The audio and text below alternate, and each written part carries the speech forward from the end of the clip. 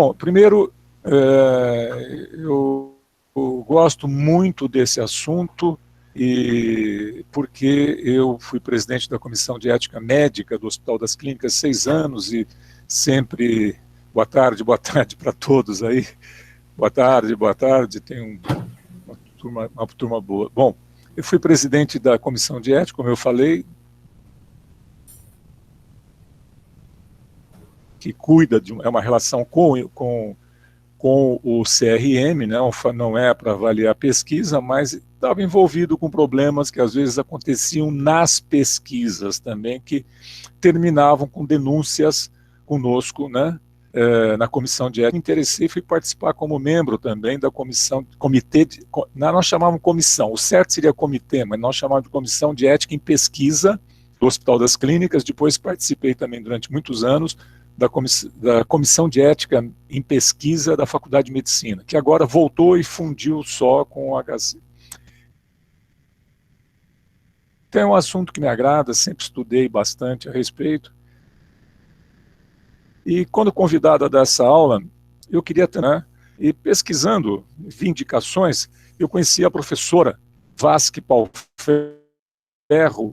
professora Márcia, né, Vasque Palferro, que é, entre outros que vocês viram ali de indicações, um fundamental aqui é membro atuante neste momento, além de ser uma pessoa estudiosa da bioética em pesquisa, da ética em pesquisa, também é membro, ela participa de um comitê de ética em pesquisa da Secretaria Municipal de Saúde. Professora Márcia, é um prazer tê-la conosco, e o tempo é seu, eventualmente eu posso pedir autorização para completar alguma coisa, e agora quanto à condução fica ao seu critério. Perfeito, vocês estão me ouvindo? A sua apresentação. Muito obrigado. Obrigada, professor Júlio, pelo convite. É sempre um prazer falar dos assuntos que a gente gosta, né, como eu havia comentado, né, sou farmacêutica de formação, né, formada pela USP, possuo aí várias especialidades, né, em farmácia hospitalar, qualidade e segurança no cuidado ao paciente, gestão estratégica de AD, e também o mestrado em bioética, né, que me dá aí uma certa permissão para ser uma farmacêutica filósofa, eu falo, né, então a gente também tem tanto uma formação técnica como também humanística, né. Eu atuo aí na área de farmácia hospitalar há mais de 20 anos, né, predominantemente em hospitais públicos, também atuando no ensino superior, e como você já comentou, sou membro do Comitê de Ética em Pesquisa da Secretaria Municipal de Saúde. Vocês estão me ouvindo bem? Acho que sim, né? Não teve nenhuma queixa, tá, né? Bom, eu vou prosseguindo aqui, então. Como o professor comentou, né, o tema que eu vou estar abordando aqui com vocês, deixa eu ver aqui, aspectos éticos da pesquisa em seres humanos, né. Então, deixa eu voltar aqui. Para falar desse tema, né, eu sempre gosto de falar um pouquinho da parte histórica, né, então, falando aqui da história, aí voltando lá para o início do século passado, né? Vou ver aqui para ver a mesma tela que vocês. Bom, então, voltando um pouco na história, em 1900, lá na Prússia, que é um país que não existe mais, né, que começou lá, fazia parte, uma parte da atual Alemanha e até uma parte da Polônia, né? Então, foi lá que surgiram as primeiras normas, assim, de ética em pesquisa que a gente tem conhecimento. Certo? E aí, então lá foi feito esse primeiro documento, que foi formulado pelo Ministério da Saúde da Prússia. E o que dizia esse documento? Entre outras coisas, e aí o que vale a pena destacar aqui para a gente, é que ele falava da integridade moral do experimentador e do consentimento explícito do sujeito pesquisado. Então, a importância de fazer o convite para o participante, né, e não de ser uma imposição ou algo às escondidas, né, então a pessoa que é convidada a participar de uma pesquisa, ela deve conhecer claramente do que ela está participando, as reações adversas, os riscos que estão envolvidos. Mas esse documento ele teve pouca repercussão, assim como o país, a Prússia, né, o Império da Prússia, ele não sobreviveu à Primeira Guerra Mundial, então o documento também acabou caindo no esquecimento.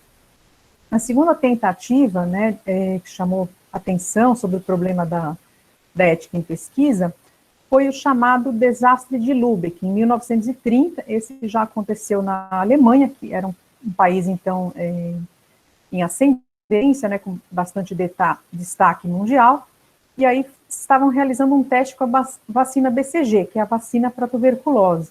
Então, eles envolveram 100 crianças, sem o consentimento dos seus responsáveis, eram crianças de orfanato, né, e participaram da pesquisa. E o que chamou a atenção é que 75 dessas crianças morreram, né, então foi um índice de morte muito grande, isso chamou a atenção, né, mas se é algo para beneficiar a sociedade, como é que pode estar causando, então, esse prejuízo, né? E aí, então, a gente fala de alguns avanços dessa época, né, que essa virada de século, né, de 1800 para 1900, a gente teve uma grande transformação da sociedade de modo geral, a gente praticamente mudou aí a visão de mundo que a gente tinha até então. Então, a gente pode destacar aí algumas descobertas, tanto dentro quanto fora da área de saúde, como, por exemplo, em 1906, que foi o primeiro voo de Santos Dumont com o 14 bis, né, então, primeiro voo de avião. Em 1913, a gente destaca aí a figura de Henry Ford, que desenvolveu uma nova forma de produção industrial para ter mais efetividade. Ele começou isso no ramo automobilístico e depois se expandiu para todas as áreas, né, até na própria área da saúde. A gente usa alguns princípios de administração de Ford, né, tem a teoria do Fordismo, que deve esse nome a ele. Depois também, em 1927, se destaca a figura do físico Edwin Hubble, que estudando o movimento dos astros no universo, desenvolveu uma teoria de que o universo teria sido formado por uma grande explosão denominada de Big Bang, que também, então, dá uma outra conotação para a origem do universo. E na área da saúde, mais especificamente, a gente teve também alguns avanços. Lembrando que no século passado, as pessoas nem sabiam que tinha os micro-organismos, né? Em 1800 e pouco é que foi desenvolvido o microscópio, e só no início dos anos do século XX é que se associou as infecções com a presença dos micróbios. Até então, não se sabia o que se estava combatendo, quem era o agente causador das infecções. Então, grandes epidemias matavam milhares de pessoas sem que a humanidade soubesse contra qual inimigo estava lutando. E aí, sabendo, então, qual era o inimigo, começou a buscar, então, instrumentos para combater esses micro-organismos. Em 1928, teve, então, a descoberta do Alexander Fleming, um médico que estava estudando algumas bactérias comuns, causadoras de infecções em humanos, e descobriu que um fungo, né, o penicillium, produzia uma substância capaz de matar essas bactérias mais comuns que infectam o homem. E aí, então, surgiu o primeiro antibiótico, que foi uma grande revolução para a medicina, combatendo várias infecções, lembrando aí, como farmacêutica, não posso deixar de citar, que o antibiótico é só para combater infecções, né? Infelizmente, ele acaba sendo usado de forma errônea para combater infecções virais, e aí não vai ter efeito nenhum, né? E mesmo o antibiótico, ele tem que ser usado sempre com prudência, né? Não é em qualquer infecção. Tanto é que o uso irracional que a gente tem feito aí da penicilina fez com que surgissem algumas bactérias resistentes, né? Mas isso já é uma outra discussão, já daria uma outra aula. Mas, de qualquer maneira, foi um avanço muito grande. Isso deu um grande salto de sobrevida na população, o fato de ter uma arma eficaz no combate às infecções. E aí, diante de todas essas maravilhas da ciência, surge um político eminente, num país de destaque, que propõe uma utopia da sociedade perfeita. Então, ele preza pelo ideal da beleza, uma sociedade mais harmônica e mais saudável, e uma nação mais unida e mais forte, né? Deixa eu ver aqui, tá tudo certo, né? Vocês estão me ouvindo, gente? Tá, deixa eu voltar aqui para... Cadê a apresentação? Opa, pronto. Então, rumo ao progresso e à modernidade. Então, ele tinha essa teoria, né, que convenceu muitas pessoas, né, e foi assim que ele ascendeu ao poder. E aí, quem é o político que nós estamos falando, né? Que é um discurso bonito, até muitos políticos atuais poderiam usar. Mas, infelizmente, esse político é um político que a gente viu aí que depois cometeu várias atrocidades, né? Quem usou esse discurso em nome da ciência, essa fala muito bonita, foi Adolf Hitler, né? E ele tomou o poder da Alemanha em 2 de agosto de 1934 e depois se tornou ditador, né? Desenvolveu aí a política nazista e cometeu várias atrocidades, né? Foi, então, construído os campos de concentração, ele fez de prisioneiros aquelas pessoas consideradas indesejáveis para esse ideal de uma sociedade perfeita, né? Então, em nome da ciência, ele aprisionou esses seres humanos que eram considerados não ideais, né? Embora a gente saiba que isso nada tinha a ver com ciência, na verdade era discriminação e preconceito, e usou eles para vários experimentos ditos científicos, né? Então, muitos cientistas apoiavam as teorias de Hitler, né? As teorias de eugenia, de uma raça perfeita. Não apenas pessoas leigas foram levadas pela fala dele, né? E algumas experiências eram bastante macabras, né? Como, por exemplo, as experiências de hipotermia, que ele utilizava prisioneiros de guerra dentro do gelo para verificar quanto tempo uma pessoa leva para morrer de hipotermia. E aqui em destaque, nessa imagem maior, você vê algumas crianças, né? Que crianças são essas? Esses são os gêmeos de Mengele. Mengele era um dos pesquisadores mais proeminentes, um médico nazista, grande apoiador de Hitler. E esse médico, Joseph Mengele, ele tinha como apelido Anjo da Morte. E ele era um especialista na área de genética. E, coincidentemente ou não, ele veio se refugiar na América Latina. Ele viveu durante muitos anos na cidade de Buenos Aires, na Argentina, e depois ele acabou se mudando para o Brasil, claro que com identidade anônima, né? Ele morreu aqui numa praia do litoral paulista em 1979. Ele teve um derrame e acabou morrendo afogado na praia. Então, é claro que a identidade dele só foi descoberta depois da morte, né, que foram verificar de quem se tratava. Inclusive, tem algumas histórias aí de alguns experimentos que ele teria feito aqui no Brasil também. Tem uma cidade aí do interior em que há um elevado número de gêmeos, muito acima da média, e que se desconfia que possa ter alguma associação com esses experimentos nazistas desenvolvidos por Mengele.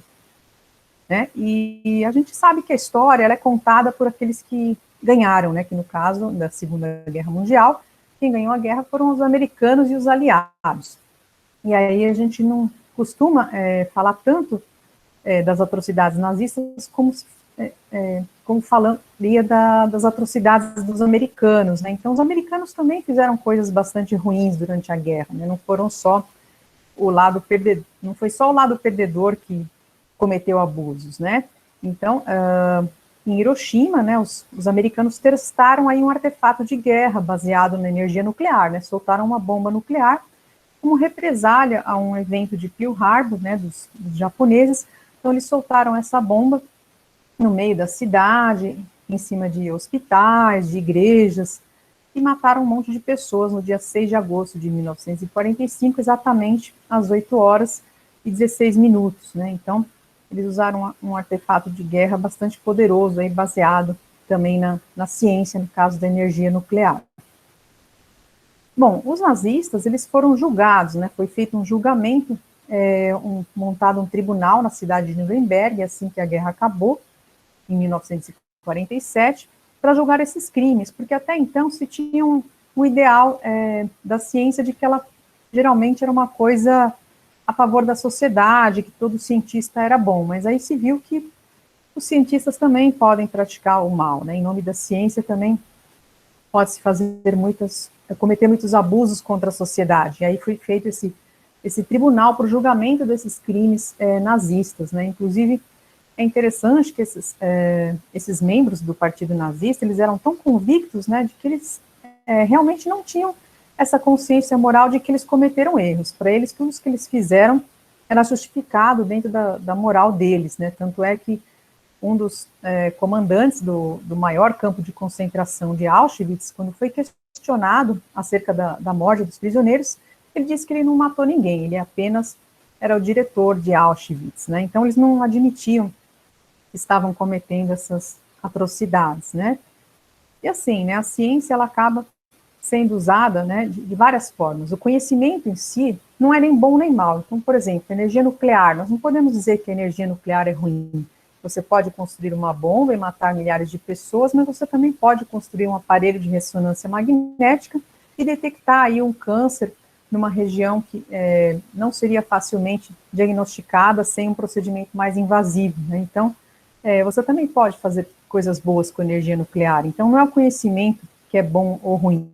Então, são tomadas decisões ruins em nome da ciência, e também são tomadas decisões ruins quando deixamos de acreditar na ciência, né? Então, não é bom nem usar a ciência para o mal, e também não é bom ignorar os conhecimentos científicos. Ambas as atitudes podem ser prejudiciais, né? E aqui, uma imagem que acho que dispensa maiores comentários, né? Assim como os nazistas cometeram erros em nome da ciência, a gente vê que no Brasil estamos vivendo um momento oposto, né? Em que se cometeram erros por deixar de acreditar na ciência, de acreditar nos fundamentos científicos, utilizando medicamentos que já sabidamente, comprovadamente não apresentavam benefício contra a Covid, mesmo assim houve uma insistência, um atraso do país em adotar outras medidas embasadas pela ciência para conter a transmissão do vírus, e até mesmo atraso no desenvolvimento de vacinas, que sabidamente ao longo da história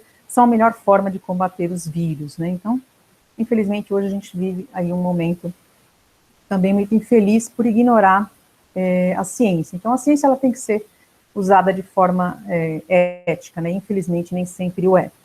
A ciência moderna, ela tem esse caráter mágico, né? Então, aquilo que as pessoas da antiguidade atribuíam ao misticismo e à superstição, hoje muitas vezes é atribuído à ciência, né? Porque ela modifica tanto o modo de nascer e de morrer, transforma o nosso ambiente, é capaz de reconstruir seres humanos, há quem fale aí em super-humanos, introduz tantas tecnologias que facilitam o nosso dia a dia, que a gente atribui um caráter mágico, como se ela fosse capaz de vencer até a morte, e às vezes nem sempre isso é possível. De qualquer forma, a ciência foi progredindo e a sociedade foi ficando cada vez mais maravilhada com isso, né? Até isso acaba sendo satirizado em alguns filmes, como nesse filme Tempos Modernos do Chaplin, né? Ele mostra aí os problemas que a modernidade também pode trazer, né? Ela resolve alguns problemas, mas pode trazer outros, né? Se as tecnologias que são fruto da ciência não forem bem utilizadas. E aí, os abusos na ciência acabaram continuando, mesmo com esse escândalo todo da sociedade se mostrar tão sensibilizada com o mau uso da ciência pelos nazistas, ainda assim os cientistas continuaram cometendo alguns abusos na sequência. Em 1966, então, já quase 20 anos depois da Segunda Guerra, né, parece que as pessoas realmente têm memória curta, né, isso é um fenômeno que se repete na história da humanidade, por isso que eu gosto sempre de abordar a história, né, porque a gente sempre aprende muito com o passado para poder evitar os mesmos erros no futuro. Então, esse artigo de 1966, esse autor, o Henry Bicker, ele publicou num jornal que também é bastante polêmico e sempre tem bastantes atualidades, que é o New England Journal of Medicine. Ele fez uma denúncia de vários casos de pesquisa antiética, com várias inadequações, né? Então, em várias situações, estavam se usando indivíduos para testar determinados tratamentos, comparado com um grupo que não se usava, por exemplo, nenhum tratamento, mesmo para doenças que já havia medicamentos eficazes, né? Aí já é época pós-penicilina, então comparava um grupo com uma infecção com outro grupo sem antibiótico, e aí isso era um grande problema, né? Ele indaga, então, quem que deu ao investigador esse direito divino de escolher mártires, né? Que a ciência ela deveria trabalhar a serviço da humanidade, não usar os seres humanos em nome da ciência, né? E aí foram 3 fatos seguidos que realmente marcaram muito nos Estados Unidos, que já nos anos 70, então, era um país de destaque na área de ciência, que escandalizaram a população e levaram aí a tomar algumas atitudes mais enérgicas. Quais foram esses 3 escândalos? Então, a gente tem a primeira situação, que é no hospital de Willowbrook, um estudo que foi realizado aí por mais de quase 20 anos, né? Então, a gente tem as investigações que vão de 1956 a 1971, e envolveu quase 800 crianças deficientes mentais, então eram crianças institucionalizadas, sem autorização dos seus responsáveis, algumas delas até órfãs, sem nenhum responsável que pudesse zelar pelos seus interesses, e foi inoculado, então, o vírus da hepatite, né, o vírus normal, né, não com nenhuma atenuação, nem nada, o vírus causador da infecção, e aí infectava a criança para depois tentar testar nela alguma substância para cura, né, então, para encontrar uma terapia imunizante, uma vacina, né, então, em vez de usar um animal para realizar os primeiros testes, usava direto uma criança, por exemplo, né, e aí expondo elas a um risco muito grande de adquirir a doença.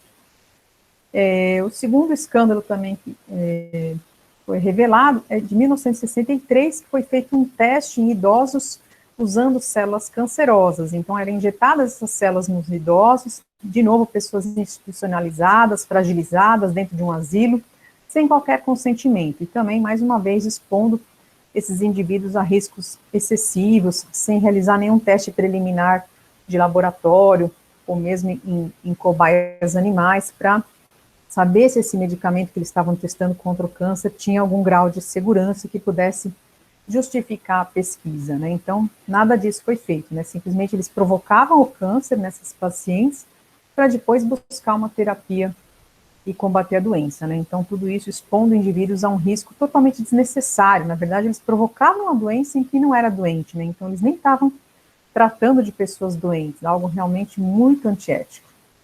E o caso que mais escandalizou o mundo na época dos anos 70 foi o famoso caso Tuskegee, que se tornou, inclusive, motivo para filme. Tem um filme chamado Cobaias, acredito que se vocês procurarem no YouTube, vocês conseguem localizar, né? E é um caso que ocorreu no estado do Alabama, uma região com população predominantemente afrodescendente e pobre.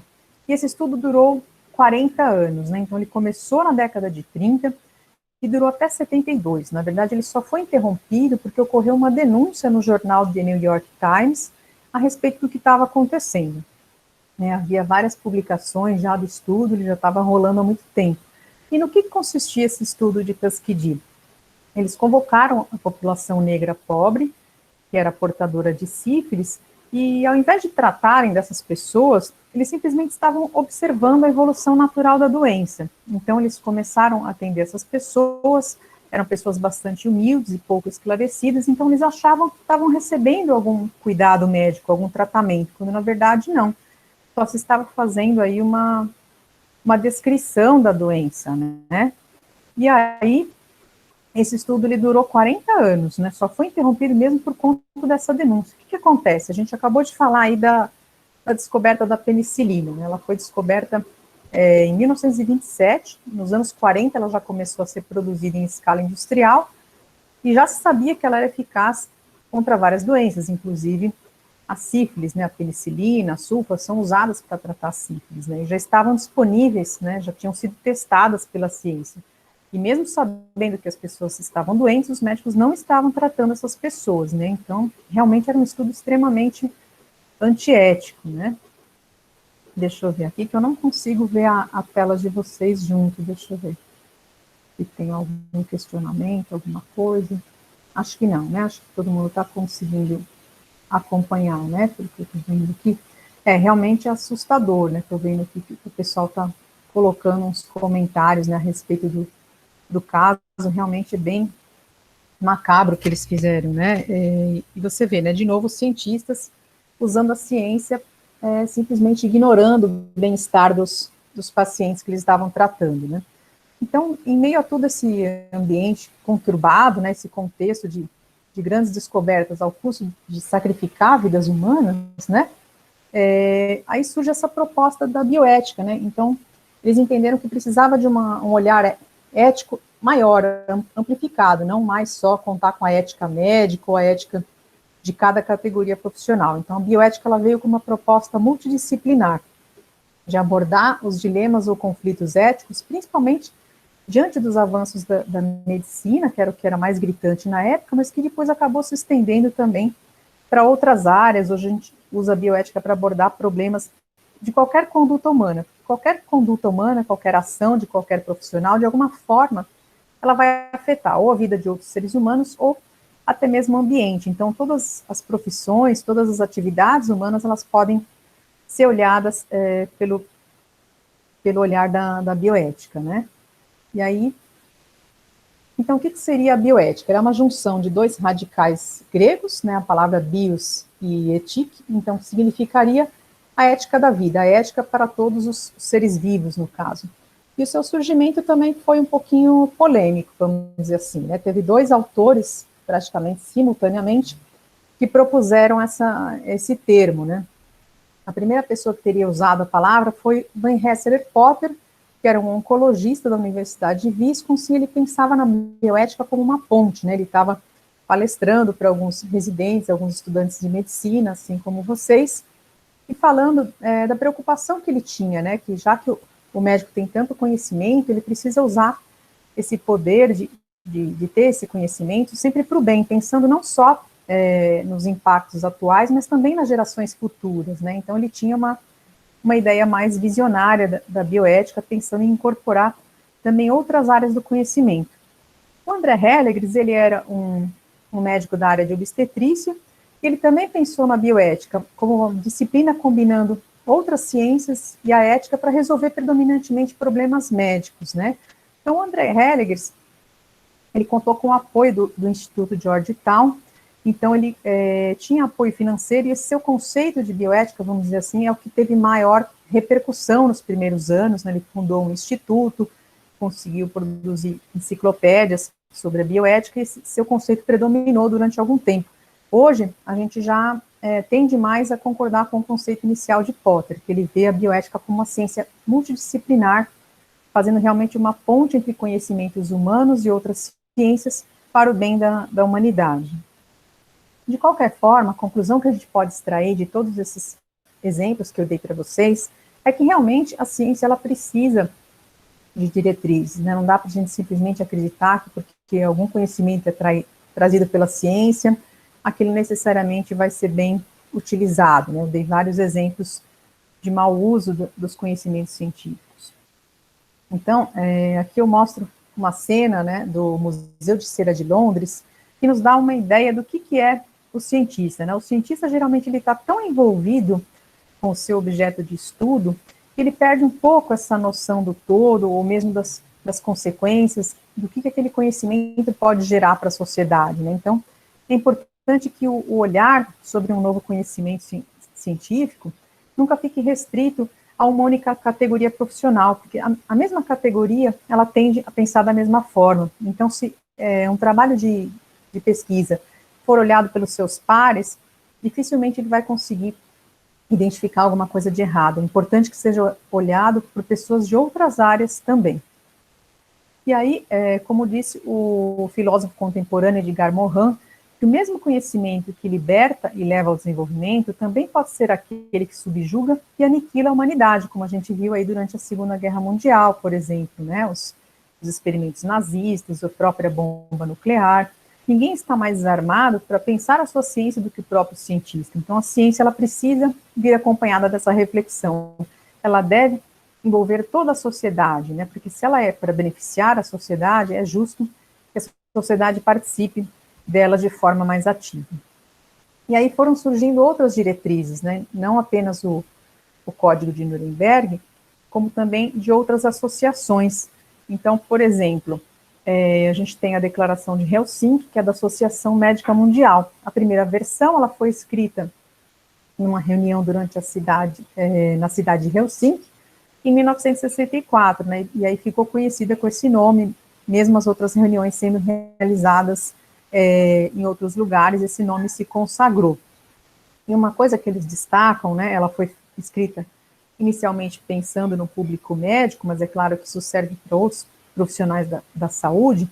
Ele chama a atenção que a missão do médico é salvaguardar a saúde das pessoas. Então, o médico ele precisa proteger o paciente, mesmo quando esse paciente é um objeto de pesquisa, né? Então, a primeira obrigação dele é proteger as pessoas, seja no ambiente clínico, como também no ambiente de pesquisa, né? Então, ele não pode esquecer dessa missão fundamental.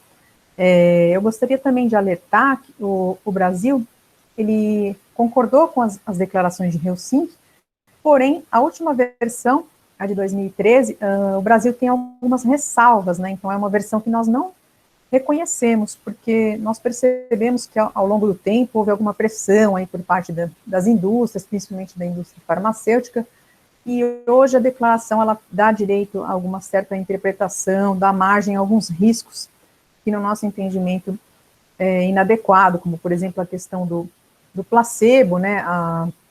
A versão de 2013 coloca que pode-se utilizar o placebo se ele for cientificamente justificável, né? Então, você comparar um tratamento novo com tratamento nenhum, do ponto de vista científico, ele é sempre o padrão ouro de comparação, né? Você tem certeza que o efeito é do seu tratamento e não de qualquer outra intervenção.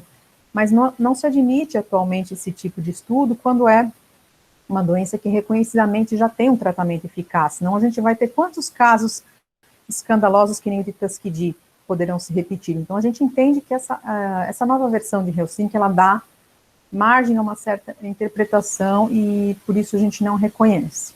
Tá? Eu vou falar mais para frente sobre o placebo de forma mais detalhada, então guardem essa informação aí.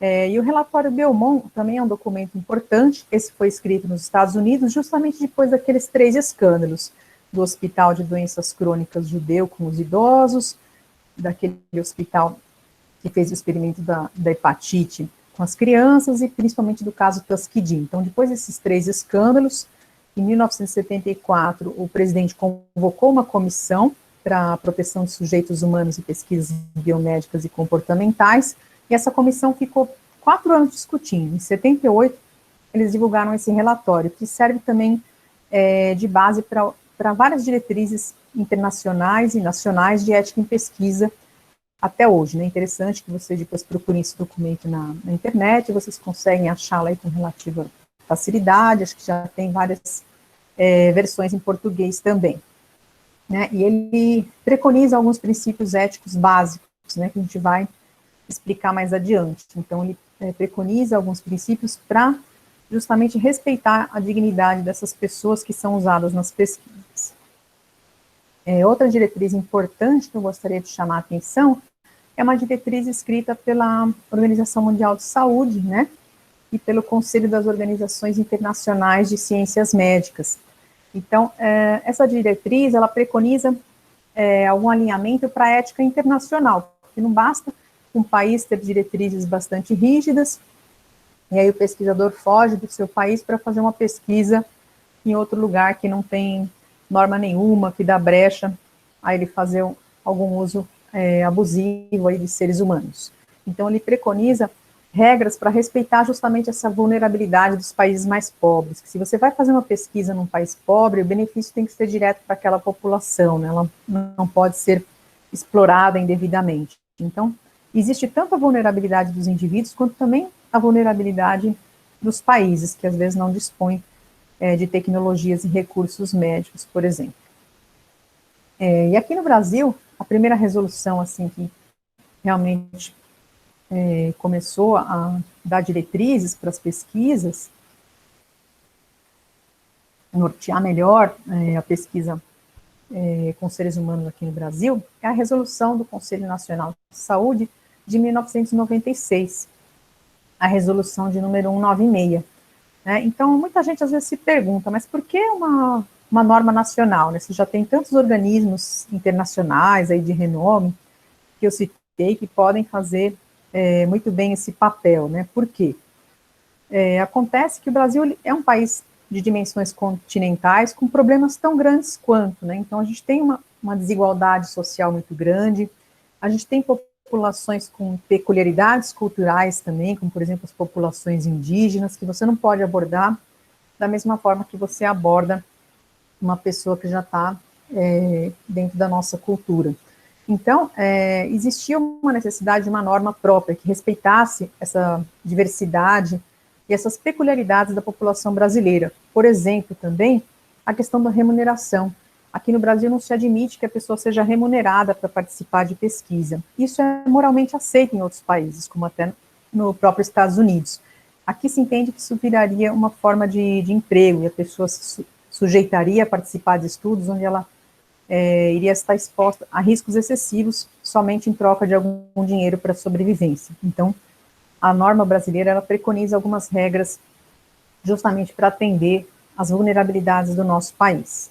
E aí, a partir disso, então, se criou a Comissão Nacional de Ética em Pesquisa, que é a CONEP, ligada ao Conselho Nacional de Saúde, que é um órgão que tem participação social dentro do Ministério da Saúde, porque ele envolve participação de segmentos da sociedade, e criou-se também, a partir daí, os CEPs, que são os Comitês de Ética em Pesquisa. Então, dentro de cada instituição de pesquisa no nosso país, ou dentro das universidades, podem ser formados esses comitês de ética, desde que eles atendam às regras preconizadas da CONEP, né? Como o professor Júlio comentou, eu sou membro do Comitê de Ética em Pesquisa da Secretaria Municipal de Saúde. Aí vocês vão falar, mas, Márcia, a Secretaria de Saúde não é um instituto de pesquisa.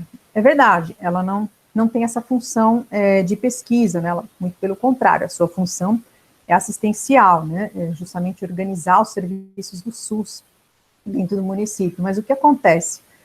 Nós somos muito procurados pelos pesquisadores, justamente por ter uma população muito grande e com diversas doenças. Então, a gente é procurado diariamente por universidades, por institutos de pesquisa, por laboratórios, para desenvolvimento de pesquisas com o nosso público, com os nossos usuários. Então, a Secretaria Municipal de Saúde entendeu que era importante ter um comitê próprio para analisar essas pesquisas sob o olhar da vulnerabilidade do nosso usuário do SUS, para que ele seja protegido acima de tudo e não seja indevidamente usado por essas pesquisas. Então, hoje, na prefeitura, todas as pesquisas elas têm que passar por algum comitê.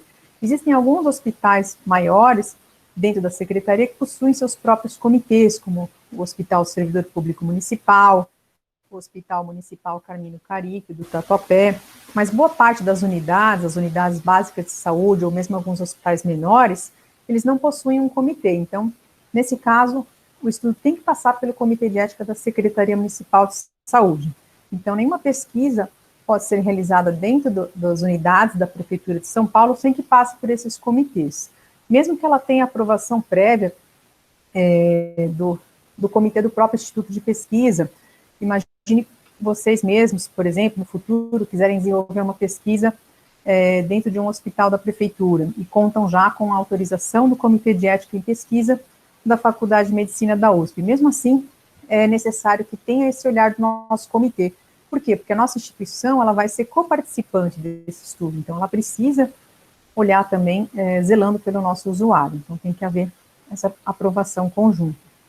E aí, que tipo de pesquisa que tem que ser submetido a um comitê de ética em pesquisa? Todas as pesquisas que envolvem seres humanos. E aí as pessoas às vezes não têm o entendimento correto. A pesquisa que envolve o ser humano não é só aquela que envolve o ser humano diretamente, por meio de uma entrevista, de uma intervenção cirúrgica ou de um tratamento medicamentoso. São também aquelas pesquisas envolvendo material biológico, então, pesquisa que você vai realizar com sangue, com secreções, com material de biópsia que foi extraído do indivíduo, ou com informações que estão no prontuário dele. Aí você pode pensar, mas isso já não faz parte da instituição, já não está lá disponível para a gente pesquisar? Não, a pessoa forneceu essas informações, ela forneceu esse material biológico para obter um tratamento, para obter assistência, e não para fazer pesquisa. Esse material, essas informações, elas continuam pertencendo a essas pessoas.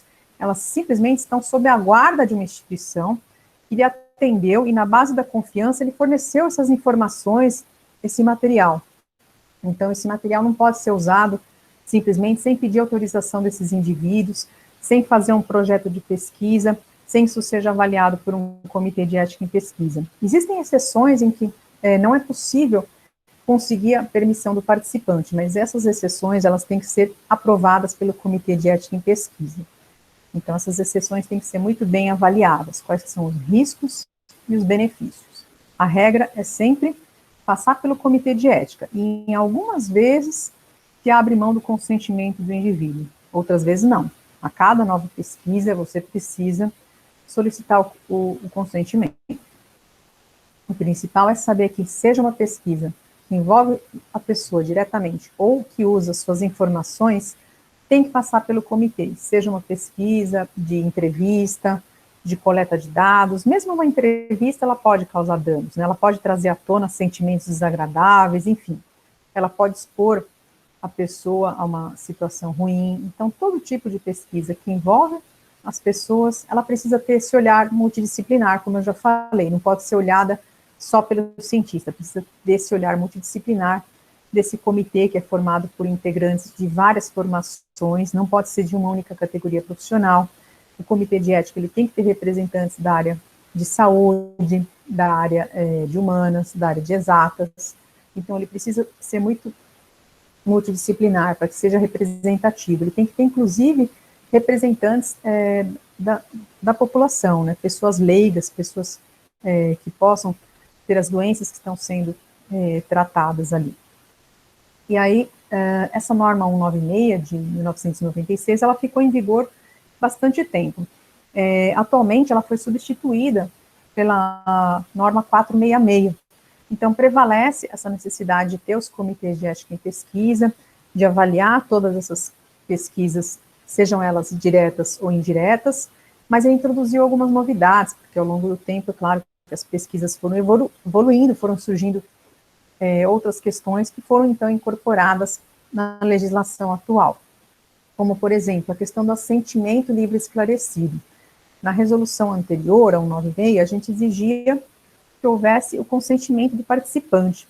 Hoje a gente sabe que existe também uma população mais vulnerável, que tem uma autonomia reduzida, que não é capaz de tomar uma decisão sozinha, uma criança, uma pessoa com um problema mental, ela precisa de algum responsável que vá zelar pelos seus interesses, mas além disso, ainda que ela seja uma criança ou que ela tenha algum grau de comprometimento, de poder de decisão, ela precisa ser informada, né? Então, hoje se fala no termo assentimento livre e esclarecido. Quando você vai estudar alguma coisa numa criança, não basta simplesmente pegar a autorização dos pais, é preciso também conversar com essa criança em linguagem acessível à idade dela, ao grau de desenvolvimento dela. Então, a nova norma, ela introduz essa necessidade de olhar sempre pelo indivíduo que está sendo pesquisado, não basta só o seu responsável autorizar. Outra coisa também que a resolução deixa claro é que muitas pesquisas, elas não envolvem só uma instituição, elas podem envolver várias, né? Então, pode ter uma instituição que é a proponente, aquela que é a idealizadora do projeto de pesquisa, como, por exemplo, as universidades, e instituições coparticipantes, que são aquelas onde os dados vão ser colhidos ou onde o material vai ser analisado. Então, no caso da Secretaria Municipal, muitas vezes a gente entra como instituição coparticipante. Vem uma instituição de ensino nos procurar, que é a proponente, e nós passamos a ser coparticipante a partir do momento que nós aceitamos que essa pesquisa seja realizada em nossas unidades. É importante que todas essas instituições assumam suas responsabilidades com relação ao sigilo, ao respeito da dignidade humana, então elas têm que estar relacionadas dentro do documento que é o protocolo de pesquisa. A resolução nova também, ela faz algumas substituições semânticas, então antigamente se falava em sujeito de pesquisa, e hoje a gente fala em participante, mas na verdade o significado básico é o mesmo, são apenas questões semânticas, né? Se entende que chamar a pessoa de participante dá uma ideia de maior empoderamento da pessoa que está sendo pesquisada, mas o objetivo é sempre o mesmo, preservar o sujeito da pesquisa, que agora modernamente é chamado de participante. Hoje no Brasil, a gente tem 864 comitês de ética em pesquisa, pode parecer muito, mas a gente acha que isso ainda é pouco, né? Vejam que a concentração maior é na região sudeste, né? Que também é onde tem mais centros de pesquisa, mas mesmo assim, a gente entende que deveria haver muito mais, né? Porque, talvez eu não tenha comentado, mas o trabalho dos comitês de ética em pesquisa, ele é um trabalho voluntário, né? Então, as pessoas que participam dos comitês, elas não podem ser remuneradas, porque isso criaria um viés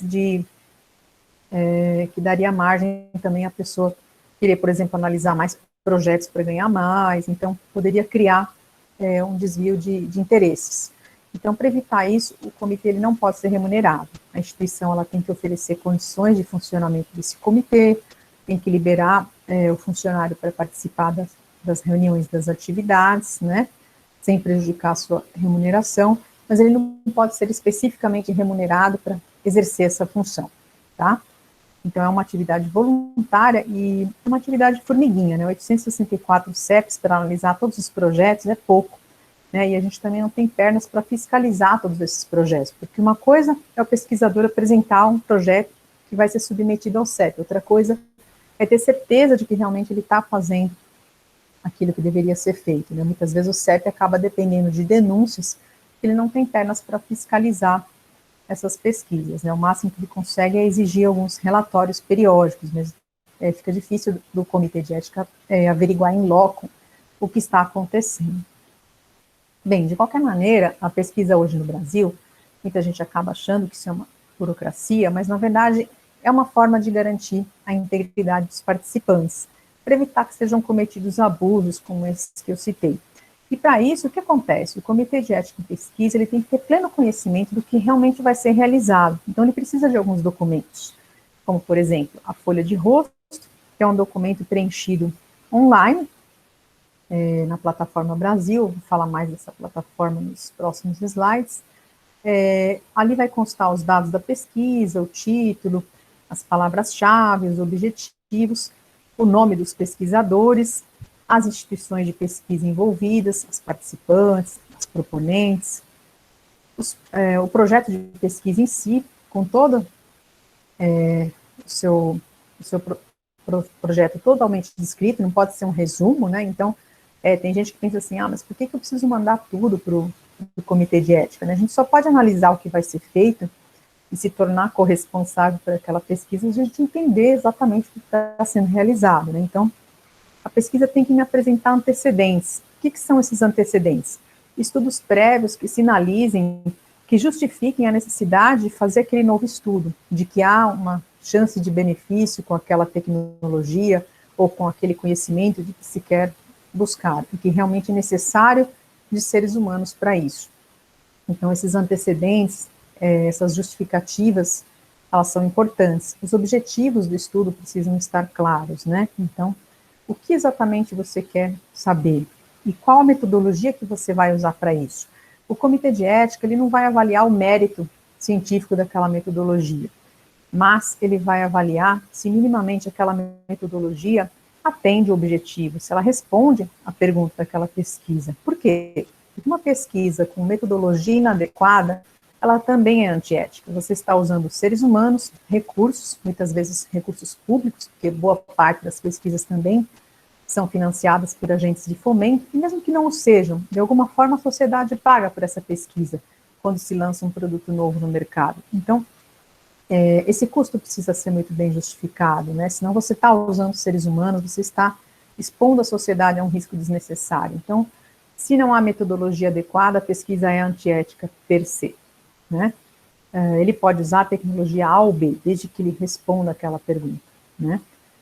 E os resultados esperados, o que ele espera obter com isso. Então, o projeto tem que ser detalhado, não adianta mandar para o CEP um resumo, senão a gente realmente não tem como avaliar isso corretamente.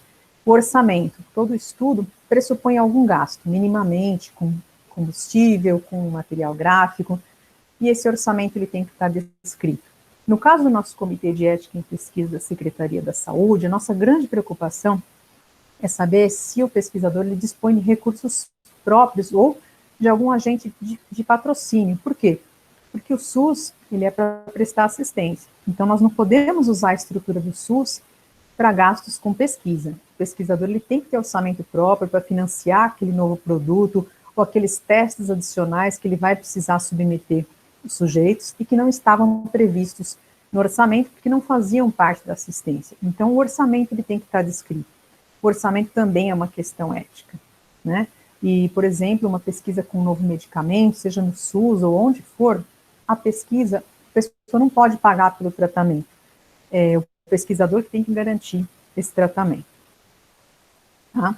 O cronograma, é factível o tempo que você está propondo para colher todos esses dados, então a gente analisa se isso tudo tem uma lógica, se isso tem fundamento. O currículo, não precisa entrar em detalhes, assim, não é é o que vai diferenciar se a pessoa tem muitas publicações ou poucas, mas minimamente ela tem que ter formação técnica para isso que ela está pesquisando. Então, se é uma questão de ordem médica, tem que ter médico como pesquisador, né? Outra coisa importante, o estudante pode participar de pesquisa? Pode e deve, porém, ele não pode ser o pesquisador principal. Se é um estudante de graduação, né, como vocês, graduação em medicina, ele precisa ter como pesquisador responsável um orientador, provavelmente um professor da universidade. Então, quem responde pela pesquisa é sempre um profissional formado, porque de nada adianta ter um estudante respondendo pela pesquisa se ele não vai poder intervir se houver algum risco, se houver alguma intercorrência. Então, precisa ter alguém que responda por isso. Então, o currículo do pesquisador nesse sentido. E também no sentido de avaliar se há algum conflito de interesses. Já recebemos pesquisas no nosso comitê em que a própria chefia queria pesquisar o desempenho, por exemplo, da sua equipe. Obviamente que essa pesquisa tem um viés muito grande. Primeiro, que a pessoa fica coibida de não participar. E segundo, que ela pode não estar revelando a verdade na hora de ser entrevistada, porque ela quer agradar o chefe, obviamente. Então, algumas pesquisas, elas às vezes têm que ser redesenhadas para que o pesquisador não tenha um conflito de interesses com os participantes. Então, o currículo é importante, né? Ele não é uma questão a ser ignorada. O termo de consentimento livre e esclarecido. Às vezes a gente começa a leitura de um projeto pelo termo, porque nesse termo, que é o documento onde se convida o participante a participar daquela pesquisa, tem que ficar claro tudo o que eu vou fazer. Ali tem que ter um resumo de tudo que se pretende, em termos de objetivos, de resultados esperados, de potenciais riscos e benefícios. Porque se ali não ficar claro o que o pesquisador quer fazer, que não fica claro para a gente, que é do comitê, que dirá para o usuário, né? Então, o termo de consentimento, ele tem que ser apresentado para nós. Não só o documento que vai ser aplicado, né, para o participante, como também a forma como ele vai ser obtido, né, que a pessoa tenha condições de avaliar e de recusar sem ter nenhuma represália. E aí, as pesquisas, elas têm que respeitar, então, 4 princípios, né? Então, a resolução 466, ela se norteia por alguns princípios da bioética, né, que foi estudada aí desde o relatório Belmont, né, e também foi introduzida por outros pesquisadores mais recentemente, né. A gente tem um clássico da literatura de bioética, que é o livro do Bichamp e Shields, que também saiu nos anos 70, logo depois do relatório Belmont. E ele fala bastante sobre esses 4 princípios, não só para pesquisa, mas para a área médica em geral. Mas aqui, claro, que a gente vai falar mais no que se refere à pesquisa, né? Então, assim, bom, deixa eu ver o meu relógio aqui para ver o tempo, né? Calma aí. A tela aqui não me mostra. Deixa eu só ver aqui que não me perdeu. Não, tá bom. Eu já falei para o Júlio que eu tenho esse problema de falar demais. Não, nós estamos com 1 hora ainda. Ah, então só. Tá bom. Então nós temos tempo, teoricamente nós vamos até mais 1 hora, ou seja, então tá. Podemos terminar e depois ver se tem discussão. Fique tranquilo. Então tá. Então tô dentro do meu horário aqui, por isso que eu dei uma olhadinha aqui no reloginho, senão eu me importo. Tá ótimo. Então, assim, esses princípios bioéticos, né, como que a gente pode pensar neles para a pesquisa em si? Então, por exemplo, a autonomia. A forma de ver se o projeto está respeitando ou não a autonomia é principalmente quando a gente avalia se há o consentimento livre e esclarecido. Então, a pessoa precisa permitir que se faça a pesquisa, mas para isso, ela tem que agir de forma livre e esclarecida, explicando melhor. Esclarecido, isso já é um problema aqui no Brasil, que a gente tem um baixo nível cultural e educacional, né, e muitas vezes no SUS a gente tem essa preocupação redobrada, que geralmente é uma população mais vulnerável, com baixo nível de instrução, então a gente tem muita preocupação com esse termo realmente, para que essa população não seja enganada. Então, primeiro é empoderar o sujeito, né, para que ele realmente tenha condições de decidir livremente. A gente só pode decidir livremente quando a gente conhece sobre o que a gente está decidindo. Então, no termo de consentimento, tem que ficar muito claro o que é que eu estou oferecendo para ele de novidade, em termos de pesquisa, e o que ele teria direito se ele não participasse da pesquisa, qual seria o tratamento convencional, vamos dizer assim. Então, tem que ficar claro, eu não posso fazer uma propaganda enganosa, falar só dos benefícios, que o pesquisador ele está empolgado, ele tende a enaltecer os benefícios, mas ele esquece que toda pesquisa envolve também riscos, né? Porque se aquilo fosse tão bem conhecido, eu nem precisaria pesquisar mais nada, não é? Então, se eu estou pesquisando é porque ainda existe alguma dúvida, né? Se aquilo funciona bem, se aquilo provoca um efeito colateral, né? Então, eu tenho que deixar isso claro para a pessoa. Olha, as evidências que a gente tem até o momento, né? Pesquisou em grupos menores, já pesquisou em animais, já fez teste em laboratório. Isso aqui deu um indicativo que realmente pode servir de tratar para essa doença, né? Mas pode ocorrer também alguns efeitos, algum mal-estar. Se acontecer isso, você vai ter direito a isso, isso e isso. Então, quais são os riscos e como você vai lidar com esses riscos, né? Então, tudo isso tem que ser claro para a pessoa, né?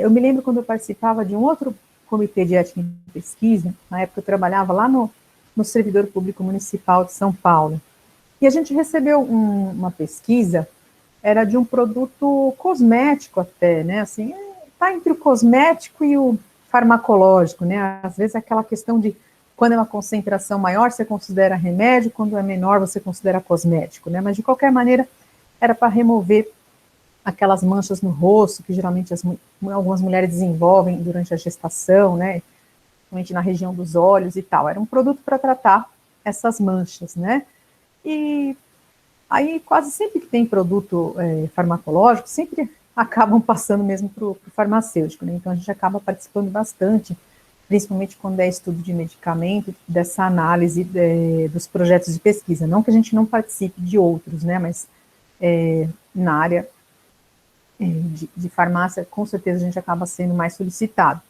E aí eu estranhei que não falava muito dos riscos, dos efeitos. Aí eu fui xeretar daquele produto na internet. E aí eu descobri que a bula daquele produto, que já era usado em alguns países, né, primeiro que me incomodou porque o laboratório, acho que era da Bélgica, né, de um país lá da Europa, e eles não estavam pesquisando o produto lá na Europa, né, por quê, né?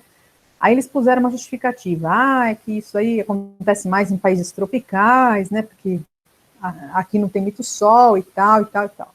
Aí eu achei meio esfarrapada, né, aí fui ver a bula do produto no México, que no México também já tinha esse produto. E, para minha surpresa, a bula do produto no México era muito diferente da bula no Brasil, um horror. Lá falava um monte de efeitos colaterais do produto que não falava na bula do nosso, e muito menos no prospecto de pesquisa que ele passou para mim. Uma das coisas que chamou a atenção é que esse produto, um dos efeitos colaterais, é que além dele não tirar as manchas escuras, ele podia provocar manchas azuis permanentes, né? Então, que ótimo, né? Você estava com aquela mancha amarronzada em volta dos olhos, agora sua mancha vai ficar azul, né? E como que ele não fala isso, né, no termo de consentimento livre esclarecido, né? É bem grave isso, né? A pessoa está fazendo um tratamento para melhorar a sua aparência e pode ter a aparência piorada, peraí, né? É um risco muito grande, né? E isso não estava no termo, né? Pelo que eu me lembro, a gente acabou recusando mesmo esse projeto, né? Porque ele tinha uma série de outros conflitos, mas um deles era esse, né? Que impossibilitava uma decisão totalmente livre e esclarecida, porque ele nem estava informando os riscos que a pessoa iria correr, né? É um absurdo.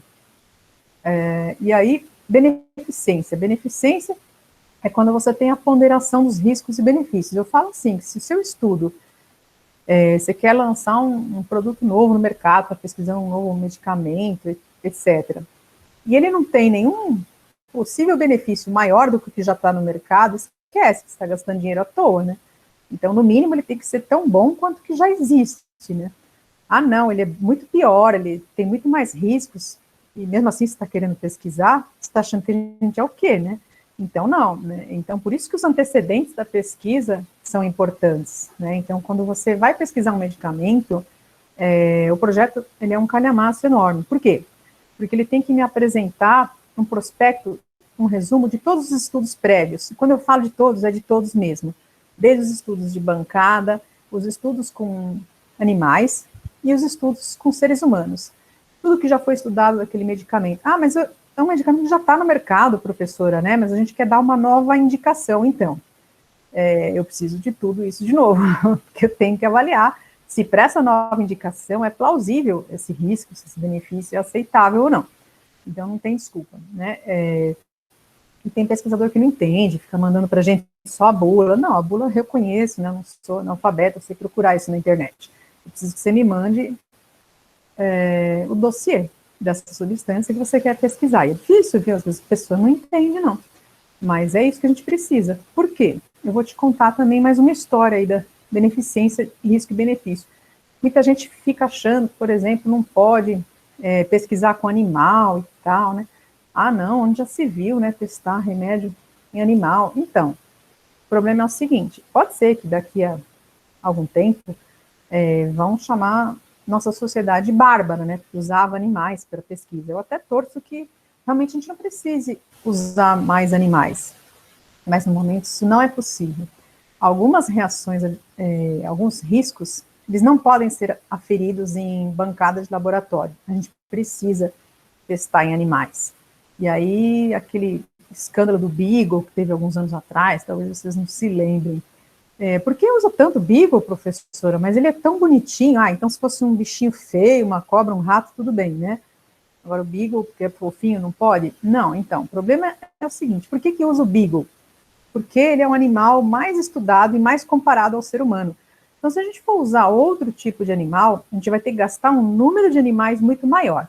Ou seja, vai sacrificar muito mais animais, porque a gente nem sabe direito o resultado, se pode ser comparado com o humano ou não. Então, felizmente ou infelizmente, enfim, essa foi a espécie mais estudada, então por isso que é tão usada, né? E dependendo do experimento que a gente quer fazer, a gente não pode usar um produto evolutivamente muito distante do homem, a gente tem que usar animais mais próximos, né? Então tem que usar macacos, macaco-rezos, enfim. Depende da reação que eu quero observar, tem um animal cientificamente mais parecido com o humano, então eu preciso usar aquela espécie que é mais adequada para avaliar aquele efeito, eu não posso usar qualquer espécie, eu não posso sair pegando vira-lata aí da carrocinha que foi recolhido, que ia ser sacrificado, para testar, mas por que não, professora? Eu ia matar ele de qualquer jeito, tudo bem. Aí eu usei lá o bichinho que eu peguei na rua. Aí eu abri ele e descobri que ele tem um rim a menos, que ele já tinha cirrose, e aí? Matei o bichinho à toa, né? Porque ele nem era saudável. Então não adianta. Tem que ser um animal de laboratório, criado, com todos os cuidados, para ser usado na pesquisa. Infelizmente a gente não consegue abrir mão disso. Algumas coisas a gente já evoluiu bastante, a gente já consegue simular algumas reações do organismo em laboratório, mas nem tudo, gente. Infelizmente, eu ainda preciso dos beagles, ainda preciso dos ratinhos, e falando em dossiê, não adianta analisar só um animal, eu preciso analisar, no mínimo, 3 espécies de animais diferentes, e de preferência uma não roedora. Nossa, por quê, professora? Então, eu vou te contar um caso, o caso da talidomida. É um medicamento que foi estudado lá na década de 60 e 70, e foi lançado no mercado para tratar de ânsia de vômito, de náuseas. E quem que era a população que mais usava esse remédio? As mulheres grávidas, né? E esse remédio ele só tinha sido testado em roedores, né? Na época, o FDA, né, que era a referência internacional, né? Food and Drug Administration, que é como se fosse o Ministério da Saúde lá dos Estados Unidos, aprovou sim. E o que aconteceu? Depois de alguns meses, nasceu um monte de crianças com a síndrome de focomelia, sem pés e sem mãos, né? Nasce com as mãos e os pés grudados no tronco, né? Sem os membros, parecendo uma foca, né? Por isso que chama focomelia. O que aconteceu? Descobriram que a talidomida era teratogênica para humanos. Em roedores, ela não manifestou esse efeito, né? Então, por isso que hoje a gente não permite mais que seja introduzido um novo produto em ser humano que não tenha sido testado em 3 espécies de animais, incluindo uma não roedora, por conta dessa história triste. Então, a gente, quando quer fazer alguma coisa, estuda a história primeiro. Vê os erros que a gente cometeu no passado, para que a gente não cometa os mesmos no futuro. Então, antes de falar, não vamos usar mais animal, me propõe, então, uma alternativa melhor, eu adoraria. Mas, infelizmente, eu não conheço ainda, né? Vamos lutar para isso, vamos continuar procurando, mas, infelizmente, ainda não temos essa opção. Então, os riscos e benefícios têm que ser analisados com base nos estudos pregressos, em animais, em grupos menores de seres humanos, e quanto mais segurança a gente tem com o produto, a gente vai testando em grupos maiores, né? Então, os estudos têm que ser muito bem controlados, porque o risco ele tem que ser muito menor do que o benefício, senão eu nem começo a minha pesquisa. E a não maleficência? Ah, professora, mas se eu já estou propondo um benefício, eu já estou evitando risco, nem sempre. Quando a gente dá um medicamento para uma pessoa, mesmo um remédio super aprovado e estudado, todos eles têm riscos, tá? Não existe remédio sem efeito colateral, infelizmente. Né? O conceito de bala mágica surgiu lá em 1918, mais ou menos. Foi Paul Ehrlich que propôs esse conceito. Que ia ter uma substância que ia chegar lá no lugarzinho que a gente quer tratar e, pum, resolver tudo. Né? Principalmente pensando aí nos micro-organismos, de atingir só o micro-organismo, sem efeitos colaterais, mas isso não é verdade. Todo remédio tem efeitos colaterais. Então, todo remédio causa algum mal-estar, algum pequeno risco. Então, se a gente conhece esses riscos, esses efeitos colaterais, a gente precisa propor formas de contorná-los, de minimizá-los. Então, sempre tem um risco. Então, a escolha que eu faço pelo paciente, ela não pode pensar só na eficácia, tem que pensar também na segurança, na toxicidade do produto que eu estou usando, no risco daquele procedimento que eu estou introduzindo, né? Então, é uma ponderação constante, né? Não é só pensar no benefício, mas também no risco que eu preciso evitar. O princípio fundamental da medicina, ele foi descrito há mais de 300 anos antes de Cristo, por um cara chamado, oh meu Deus, agora fugiu o nome, Hipócrates, né? Hipócrates era um médico da Grécia Antiga, né? E ele propôs primum non nocere, que em latim quer dizer primeiro não causar dano. Então, o primeiro princípio da medicina é de não causar dano, né? Então, já na época ele achava que o médico ele tinha um certo poder, por ter um conhecimento diferenciado da população em geral, mas que ele tinha que usar esse poder sempre no benefício da pessoa e nunca para causar dano. Então, a primeira regra era não causar dano. Se o que você vai fazer pode piorar a situação do paciente, né, então tome cuidado, pense se é o caso de fazer isso mesmo ou não. A gente nunca pode fazer um tratamento tão agressivo que tenha um risco tão excessivo assim, maior do que possível benefício. Então, o papel principal é proteger as pessoas, tá? Seja na pesquisa, seja no seu dia a dia. E durante a pesquisa isso é fundamental, porque é um remédio, um tratamento que ainda não é totalmente conhecido. Então, a supervisão dos pacientes ela tem que ser redobrada e tem que ter um plano de contingência. Se é um risco, o que eu vou fazer? Qual que é o tratamento que eu vou oferecer? Por isso que tem que ter orçamento, tem que ter previsão de ressarcimento de danos, né? Muitos estudos que envolvem medicamentos novos têm uma seguradora por trás, que vai garantir, suprir justamente esses danos, caso a pessoa sofra algum dano decorrente da pesquisa. Então, a não maleficência, ela tem que ser observada e ela tem que estar descrita no protocolo de pesquisa, tá? Se o cara está falando que não tem risco, alguma coisa está errada. Minimamente, todo estudo tem o que a gente chama de risco mínimo, que é o risco de causar algum desconforto, de causar algum dano moral, algum distúrbio. Você perguntar sobre algumas questões pode ser muito perturbador. O próprio risco de quebra de sigilo, né, alguns estudos, mesmo você não revelando a identidade da pessoa, você corre risco de quebrar o sigilo. Se for uma doença tão peculiar, um caso tão detalhado, mesmo que você não diga o nome, né, se você disser o endereço, detalhar todo o caso, às vezes você já está revelando a identidade, não precisa nem revelar o nome. Então, não é só garantir o sigilo do nome, né, é preservar a pessoa, a sua imagem, então tudo isso é risco. Então, todo estudo envolve um risco, nem que seja mínimo. Então, o risco tem que estar descrito e vai ser avaliado pelo comitê de ética. A justiça. A justiça e a equidade é a questão de relevância social. A pesquisa, ela tem que ser boa para quem participa, não para o pesquisador, não para o laboratório, mas para o participante. Então, ela precisa ser boa para todas as partes. Eu quero pesquisar, porque eu quero conseguir prestígio, eu quero lançar um produto novo, eu quero lucrar. Mas o que eu estou oferecendo de bom para essa pessoa que eu estou tratando? Então, ela precisa ter relevância para aquele público-alvo, né? Então, aquilo representar um real avanço para tratar aquela doença, ou trazer algum conhecimento realmente importante para melhorar o entendimento daquela doença. Então, essa relevância social, envolver pessoas para as quais o benefício seja significativo. Isso significa que, por exemplo, eu falei de populações vulneráveis, né, pessoas com baixo nível de entendimento, né, falei, por exemplo, dos riscos de você pesquisar com idosos, com crianças que têm uma autonomia reduzida. Então não vamos fazer pesquisa com esse público? Isso também é errado. porque esse público tem problemas de saúde, inclusive tem problemas típicos da idade, né? Então, Alzheimer. É óbvio que eu vou ter um público-alvo de uma população um pouco mais velha, porque é justamente a população que tem aquela doença que pode se beneficiar. Então, não faz sentido pesquisar em população jovem, se eu for querendo testar um tratamento, né? Tem que testar em quem possui a doença. Então, a relevância social para aquele grupo, né? Eu não posso usar prisioneiro mais, né, professora, por causa do escândalo lá do nazista. Depende.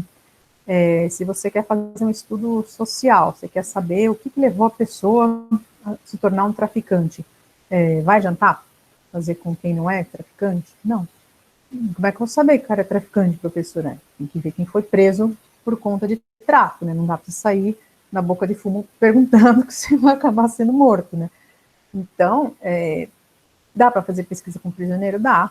E qual que é o benefício para ele? Vai aliviar a pena dele? Não, né? Ele tem que pagar pelo que ele fez. Mas, se eu souber as causas que levaram a pessoa a cometer o tráfico, talvez eu consiga ter medidas educativas e preventivas para que menos pessoas se tornem traficantes, né? Claro que eu estou falando de uma forma muito simplificada, né, gente? Mas só para você entender. E a pesquisa, ela tem que ser relevante para o público-alvo. Então, eu posso fazer pesquisa com criança, posso fazer pesquisa com prisioneiro, com idoso, desde que o benefício seja para aquela população, que a pesquisa seja relevante para aquele grupo. E outra coisa, se eu vou pesquisar um remédio lá da Europa e vou testar na África, quanto que esse produto vai custar? Eu vou vender para o governo da África também, ou só vou fazer os africanos pobres de cobaia e depois eu vou vender para eles por um preço impagável, né? Então, você não pode, né, criar só ônus para um grupo e bônus para o outro, né? Então, tem que haver uma distribuição justa de riscos e benefícios. Quando a gente fala de grupos de comparação também, né, ponderação de riscos e benefícios, tem que ser justo.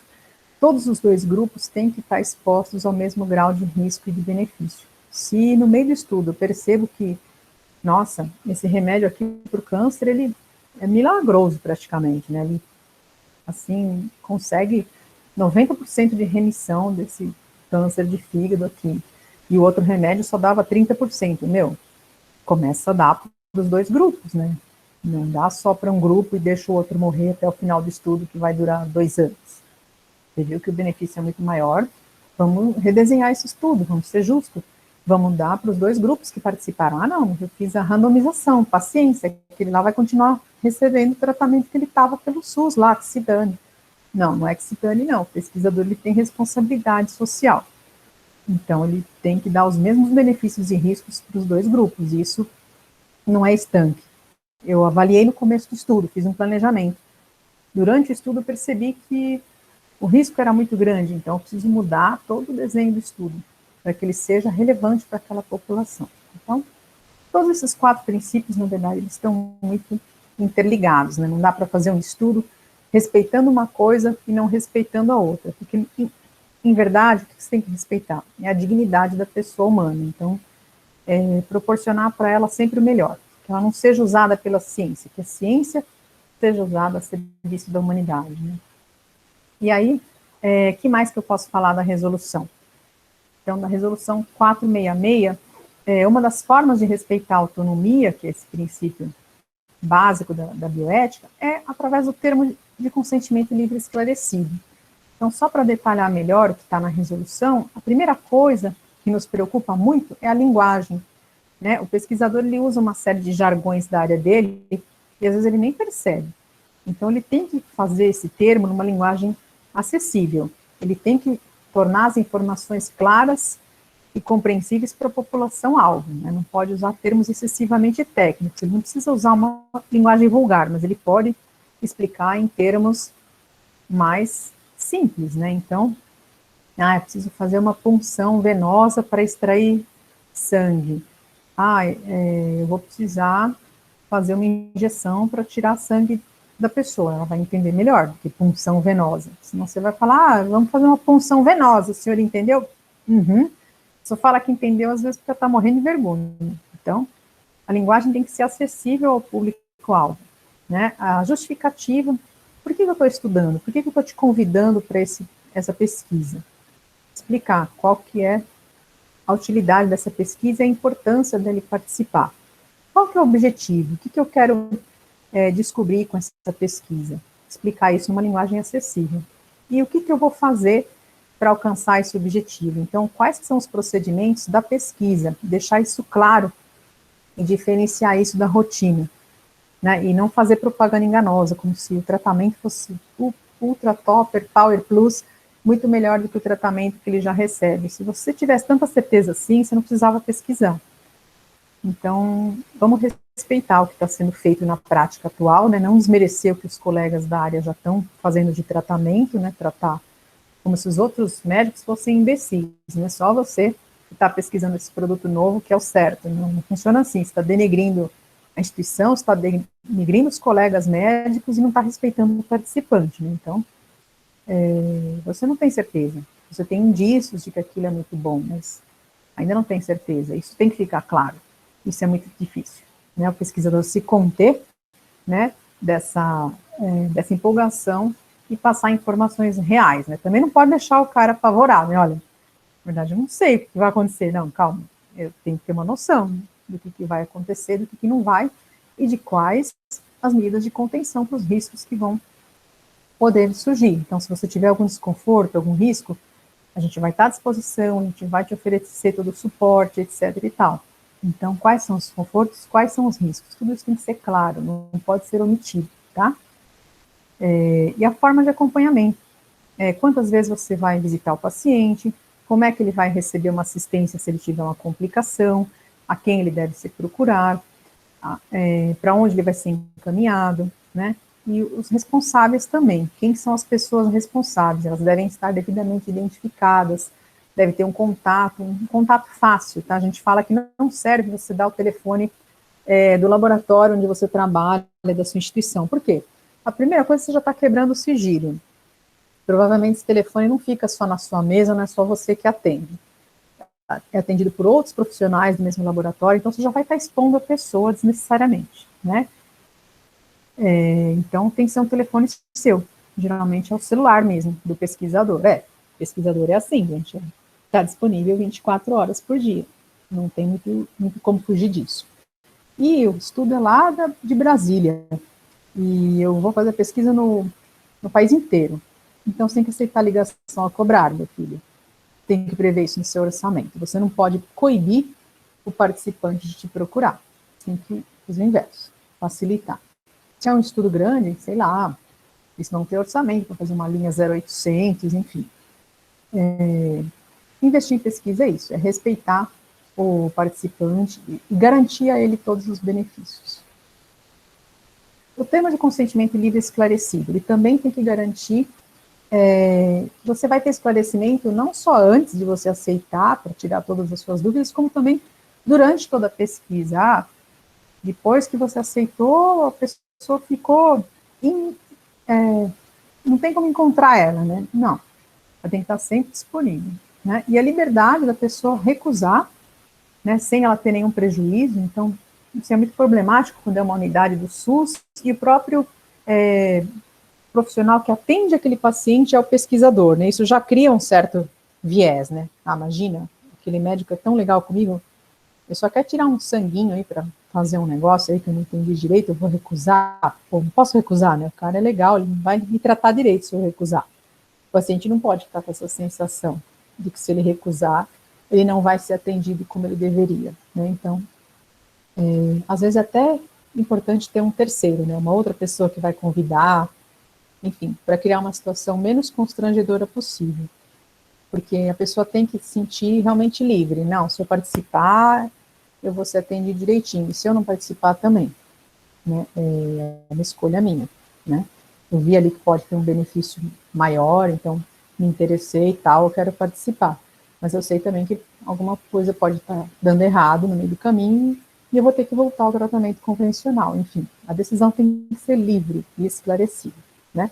E ele pode recusar ou retirar o seu consentimento a qualquer momento. De repente, no meio da pesquisa, eu não quero mais participar, né? Eu pensei que era uma coisa, e, enfim. Então, ele não pode ter o que a gente chama de recusa inócua, sem causar nenhum prejuízo. Não pode trazer nenhum benefício excessivo. Também é errado, por exemplo, você passar o cara na frente. Quem aceitar participar dessa nossa pesquisa vai passar na frente aqui, vai ser atendido primeiro. Isso não pode, né? É um benefício indevido dentro da unidade de saúde, né? Acho que tanto particular quanto privada, né, do SUS não tem cabimento, né? Então, você não pode oferecer um benefício descabido, né, que leve a pessoa a aceitar só para ser atendida primeiro, né? Os dois grupos, né, que vai participar da pesquisa e o que não vai participar, tem que ser tratados com o mesmo respeito dentro da instituição, né? Então, a liberdade é isso, não coagir, né, não forçar a barra para ele aceitar, e também não prejudicá-lo, né, se ele não participar, que é o que a gente chama, então, de recusa inócua. E garantir o sigilo, que assegura, então, a privacidade das informações, né, se você vai ter acesso a informações pessoais, que você garanta formas de minimizar a perda de identidade, né, que você guarde esses arquivos de forma segura, se você vai usar imagens, que você use mecanismos para não identificação, se, por exemplo, um estudo de cirurgia plástica do nariz, é difícil, né? Ele vai ter que tirar fotos do antes e depois, vai ter que divulgar essas fotos. Como é que ele vai fazer para tarjar, para borrar as outras partes do rosto, para que você dificulte a possível quebra de sigilo? Então, isso tem que estar previsto, né? Então, a garantia de sigilo nem sempre é tão fácil quanto simplesmente ocultar um nome. Às vezes, ela envolve muito mais do que isso, dependendo do estudo. As formas de ressarcimento. Então, ressarcimento de despesas. Eu falei que não pode pagar. No Brasil, não é permitido você pagar um X para participar. Isso é um incentivo exagerado. A pessoa pode aceitar mesmo ignorando os riscos, porque ela está sem emprego, ela está passando fome. Mas é honesto e justo ressarcir um valor razoável, alimentação, transporte, que ela vai ter que gastar para poder estar indo na consulta, para poder realizar os exames. Isso é permitido e é correto de se fazer. E a indenização, que é no caso de danos, né, que possam ser associados ao estudo, aquilo causou uma sequela, trouxe algum efeito colateral, eu tenho que ter alguma indenização, eu tenho que ter algum amparo para aquele tratamento, né, sejam danos físicos, materiais ou morais, tá? Então, tudo isso tem que estar previsto. Como eu já disse, a nova resolução, ela prevê também o termo de assentimento. Então, no caso de crianças, de portadores de perturbação de doença mental, adolescentes, eles têm um grau variável aí de autonomia. Então, eles também têm que ser convidados com uma linguagem acessível a eles. Então, tem que ser feito um termo de assentimento, que é um documento com uma linguagem um pouco mais simples, né, de compreensão do que o TCLE, e adequado àquele público-alvo, para que, mesmo que ele tenha um responsável legal, que vai assinar o termo de consentimento por ele, assumir essa responsabilidade, defendendo os seus interesses, ele também possa ser envolvido, né, dentro do seu grau de compreensão. Então, a resolução, ela preconiza esses dois documentos. Quando envolve um público vulnerável, que você faça o termo de consentimento, que vai ser aplicado aos responsáveis legais, aos pais da criança, por exemplo, e o termo de assentimento. Deixa eu olhar aqui como é que eu estou no meu tempo. Se eu estou bem. Tem meia hora. Não, tá bom. Acho que eu estou dentro do esperado aqui. A gente está caminhando mais da metade para o final aqui. Então, tá bom. Desculpa, às vezes eu vou dando exemplo, mas eu acho que isso ajuda um pouco a entender, né? Porque às vezes você fala, tal, mas tá dando para entender, pessoal? Deixa eu ver como é que tá os comentários aqui. Ninguém comentou mais nada. Quando a turma está muito quieta, a gente fica meio com medo. Espero que estejam entendendo. Depois você me conta, hein, Júlia? Deixa eu ver. Bom, então aqui. Então, o termo de assentimento. O termo de assentimento é quando essas pessoas têm autonomia reduzida, ele vai assinar esse TALE, né, que é o termo de assentimento livre e esclarecido. No caso de pacientes em coma ou morte encefálica, realmente a gente não tem como aplicar o termo, né? Aí você tem que usar apenas o TCLE com os responsáveis. Eu tinha comentado que tudo isso é feito online, né? Existe uma plataforma de caráter nacional, então todos os projetos de pesquisa envolvendo seres humanos de forma direta ou indireta, como eu já falei, realizados no Brasil, eles têm que ser inscritos por meio da Plataforma Brasil, né? Então, ela é uma plataforma que está em todo o país. Então, o pesquisador ele tem que se cadastrar. Ela é uma plataforma onde todas as partes do projeto de pesquisa podem acompanhar. Existe uma área do usuário que ele pode acessar para poder verificar as pesquisas que estão em andamento, se a pesquisa que ele foi convidado já está aprovada mesmo por um comitê de ética. Tem a parte do pesquisador, que é o que vai inserir os dados do protocolo de pesquisa, e tem também a parte dos membros do comitê de ética em pesquisa, né? Então, por exemplo, quando eu acesso a plataforma como membro do comitê de ética em pesquisa, eu consigo ver tudo o que o pesquisador postou lá, todos os documentos para poder fazer a relatoria, né, a análise daquele projeto de pesquisa, mas eu não consigo alterar nada, né? Então, cada usuário tem um nível de permissão, né? E, por exemplo, o pesquisador, ele também não pode ver o meu parecer. Ele não pode saber que foi a Márcia, por exemplo, que reprovou o projeto dele. Mas como assim? Não tem que ser transparente? Ele tem que saber que foi aprovado ou reprovado pelo comitê. O parecer, ele sai em nome do comitê. Todo parecer, ele é discutido com os seus pares, né? Existem relatores que vão avaliar os projetos, mas esses projetos, eles normalmente são discutidos em reunião, né? Então, o parecer, ele sai em nome do comitê. Quem assina o parecer é o presidente do comitê de ética em pesquisa. Então, o parecer que o pesquisador vai ver é o parecer final, não o da Márcia, ou, enfim, do parecerista que analisou. Porque senão a gente também pode sofrer algum tipo de pressão, algum tipo de perseguição. Existem laboratórios com altos interesses financeiros, aí ele vai saber que a pesquisa dele foi recusada por causa da Márcia. Aí, no final do expediente do hospital, a Márcia sofreu um acidente lá, né? Atropelaram a Márcia. Quem será que foi? Então, não pode, a gente não pode estar sujeito a nenhum tipo de pressão. E também dentro da instituição, né? Pode ser que existam pessoas interessadas, aí vão ficar me pressionando, principalmente se tiver uma relação de hierárquica, é um projeto encaminhado pelo diretor fulano de tal, né? Então, ele não pode saber quais foram os funcionários que avaliaram. Não sei se eu me fiz entender. Então, a Plataforma Brasil, ela tem que dar transparência, mas ela tem que dar proteção para os envolvidos, né? Então, os membros do Comitê de Ética em Pesquisa, de certa forma, eles também são vulneráveis, eles também estão sujeitos à pressão, porque os laboratórios têm altos interesses em realizar pesquisa com altos vultos financeiros, e às vezes quando a gente começa a colocar para eles as exigências, eles começam a entender aquilo como burocrático, podem fazer algum tipo de pressão, principalmente se souber quem é o membro que está avaliando, ele pode partir para alguma forma de coação, né? Então, por isso, a plataforma ela tem que garantir proteção e também transparência, né? Então, algumas coisas têm que ser sigilosas para garantir a proteção e outras coisas elas têm que ser transparentes, têm que ser divulgadas, né? Os riscos da pesquisa, os resultados têm que ser devolvidos para a sociedade, isso tem que ser transparente, saber se aquela pesquisa foi ou não aprovada, mas não saber exatamente quem são os participantes, quem é que analisou o projeto, essas informações têm que ser mantidas em sigilo. Então, a ética, ela envolve momentos de transparência e momentos de sigilo, né? E tudo tem que ser avaliado, os riscos e benefícios. Bom, então, assim, a Plataforma Brasil, ela é essa base nacional, né, de registros para todas as pesquisas. Então, ela facilitou muito a tramitação, que antes os documentos eram enviados em papel para os comitês, né? Isso facilitou bastante.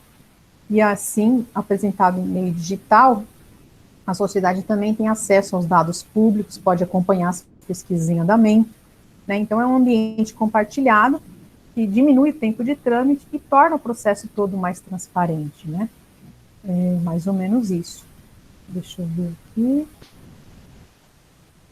Alguma dúvida até o momento? Acho que estamos quase chegando no final. Oi, Tem alguma dúvida? Márcia. Pode falar, Júlio. Eu estou pensando duas coisas.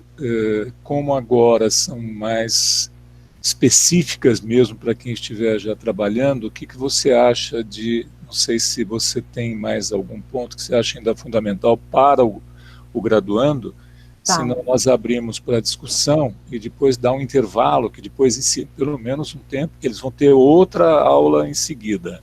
Ah, entendi. Então, Eu deixa eu pensei isso. passar isso aqui um pouquinho mais Tá. rápido para a gente finalizar a linha de raciocínio, né? Que a ideia foi mesmo dar alguns exemplos, né? Porque Certo. Não, realmente, né, não, o isso que é você falou é porque, questionável, só estou falando com relação agora. ah, tá, por causa do tempo também, né? É, Com não, certeza. Então, vamos lá. Só para vocês entenderem, porque assim, eu dei exemplos, mas se vocês forem ver, a resolução, ela é grande mesmo, né? Ela é bem detalhada. Eu só quis dar alguns exemplos dos pontos principais para vocês entenderem a aplicação dos princípios éticos. E a gente não tem só a 466, tá? Dependendo do tipo de projeto, além dele respeitar a 466, vocês vão ter que acessar as resoluções do site da Conep, né? Então, essas aqui eu não vou nem comentar, porque seria bastante específico mesmo.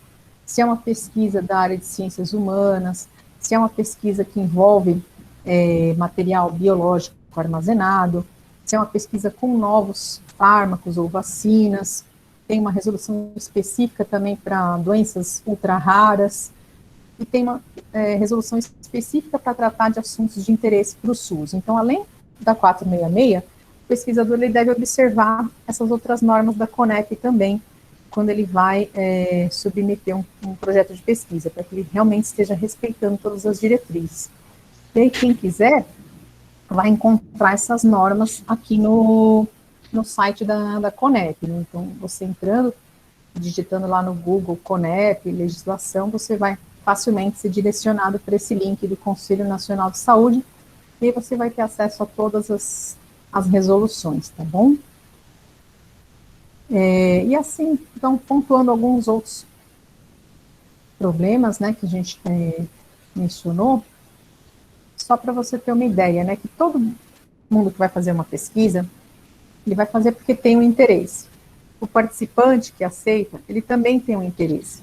E muitas vezes esses interesses conflitam, né? Então, gosto bastante desse artigo, porque ele fala, né, dessas partes envolvidas, né, que realmente esse equilíbrio, né, garantir que sejam atendidos os melhores interesses de todas as partes, não é fácil de ser atingido, né, por isso que tem que ter esse olhar, essa vigilância constante nas pesquisas. O investigador, ele está preocupado com reputação, né, em ser compensado pelo seu esforço. O paciente, ele quer que seja diagnosticado, que seja tratado, que seja curado, né? O público, em geral, ele espera que a ciência traga sempre respostas melhores, tratamentos mais baratos, né? O patrocinador, ele quer ter lucro, né? Então ele vai investir sempre numa pesquisa que ele acha que vai dar retorno, né? A instituição, ela zela pela sua reputação, a comunidade científica de modo geral também.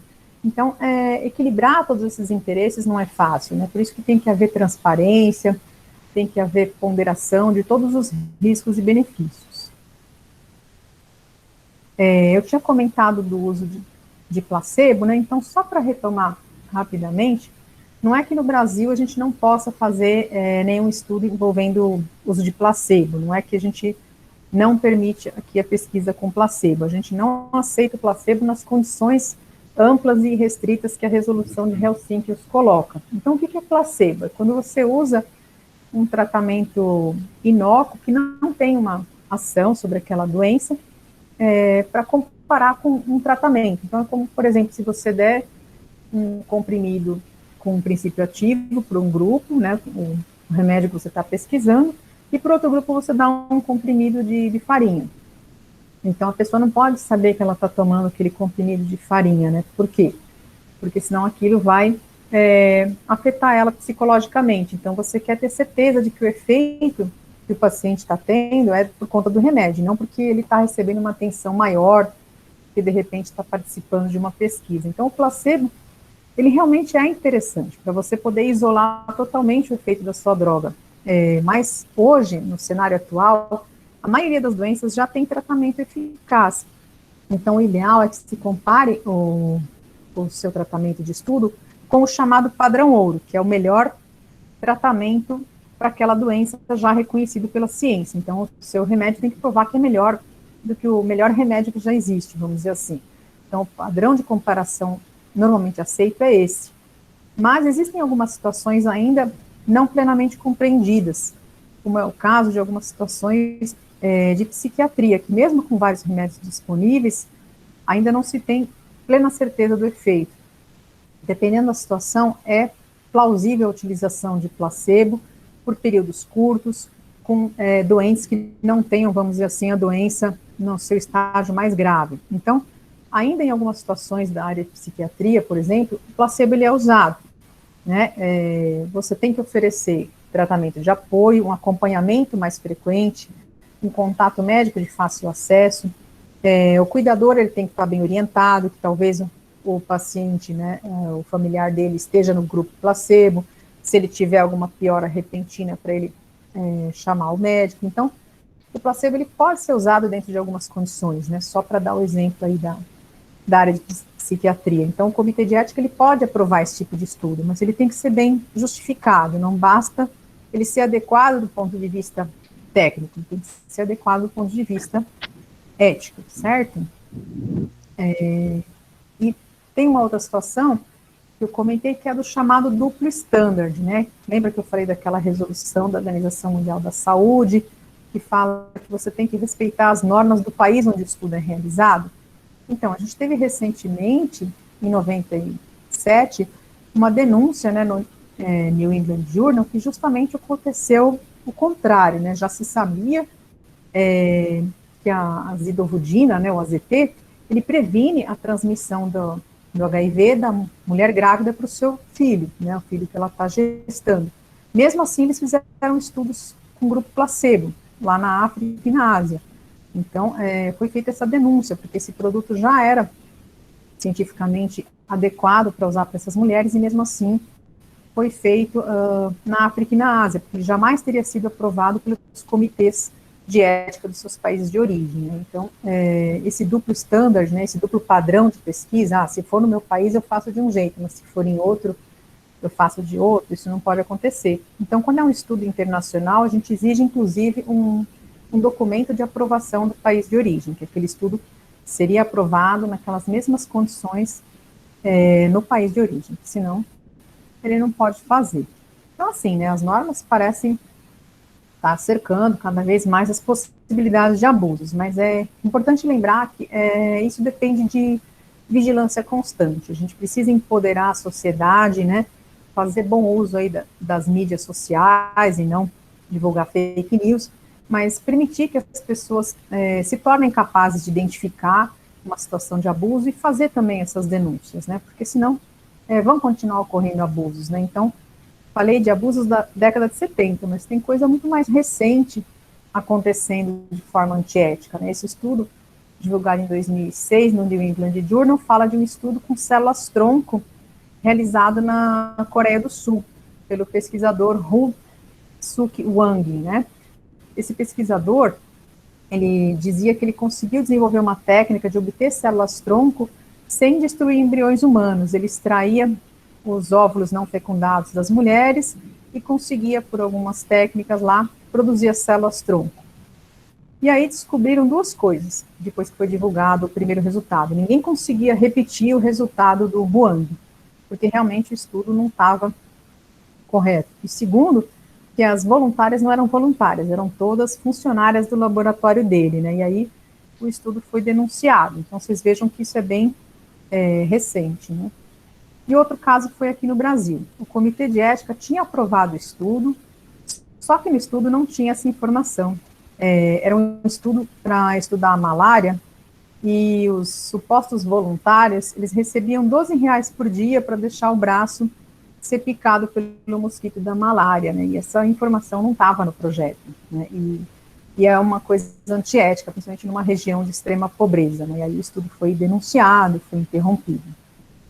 Então, essa ética é um equilíbrio frágil, que a gente tem que estar sempre zelando pelo participante, para que ele tenha relevância social e evite todos os danos que podem ser evitados, né? Então, é um desafio constante, né? A gente fazer essa reunião da ciência em prol da humanidade, usando os máximos benefícios da tecnologia, tratando os seres humanos com respeito, com dignidade, para que essa tecnologia, esse desenvolvimento se volte para o homem e pelo homem, e não repetir aí os erros do passado. Eu costumo dizer que, para a gente agir com ética, a primeira coisa é respeitar a dignidade da pessoa. Se você está fazendo alguma coisa que de alguma forma desrespeita essa dignidade, então tem alguma coisa de antiético aí, né? Então, a primeira função do profissional de saúde, né, do médico, é tratar da saúde da pessoa, seja ele um pesquisador ou seja ele atuando dentro de um consultório, né? E aí eu deixei aí umas referências para quem quiser se aprofundar um pouquinho, e eu acredito que vocês estejam saindo de férias, vou até indicar um livro. Não é um livro técnico, é um livro muito gostoso de ler, claro que eu sou suspeita, né, porque o tema da bioética me atrai muito, mas é um livro muito bem escrito, sim. Essa Rebecca Slott é uma jornalista, né, ela entrevistou os descendentes dessa senhora Henrietta Lacks e escreveu essa história, relatando um acontecimento aí bastante grave, né. Quem é Henrietta Lacks? Henrietta Lacks é uma mulher lá dos anos 30, lá nos Estados Unidos, de uma região pobre, que ela tinha um câncer de colo de útero muito grave. E aí, o médico que a atendia na época era um médico que desenvolvia algumas pesquisas. Ele estava buscando uma linhagem de células humanas que pudesse ser reproduzida em laboratório. Até então, não se tinha uma linhagem de células humanas que pudesse ser cultivada para fazer testes em bancada, né? E aí, esse câncer da Henrietta Lacks era tão agressivo que as suas células conseguiram ser preservadas e multiplicadas em laboratório, né? E ele ficou maravilhado com isso, né? Esse médico, na verdade, ele não tinha interesse financeiro, né? Ele estava plenamente pensando na ciência. E aí, como aquilo deu resultado, ele distribuiu amostras gratuitas para vários outros. O fato é que até hoje nós usamos essa linhagem de célula, depois vocês podem pesquisar, que se chama células HeLa, né, que vem das iniciais da mulher, da Henrietta Lacks, né? Então, e se não fosse essas células, a gente não teria desenvolvido a vacina contra a polio e vários medicamentos que a gente tem hoje para o câncer e para a AIDS. Então, elas são fundamentais para o progresso da ciência, mas na época, eles nem pediram o consentimento da Henrietta para pegar essas células, né? Não se tinha ainda essa concepção, né? Era nos anos 30, de que precisava desse consentimento. Então, isso que gerou muita polêmica, que fez com que a família ficasse sabendo do uso das células só depois de morta, enfim. Para entender o que aconteceu, eu recomendo para você ler o livro A Vida Imortal de Henrietta Lacks, que você vai ver como realmente, quando o cientista está tão envolvido naquele projeto, ele nem consegue perceber a complexidade do problema ético que ele está criando.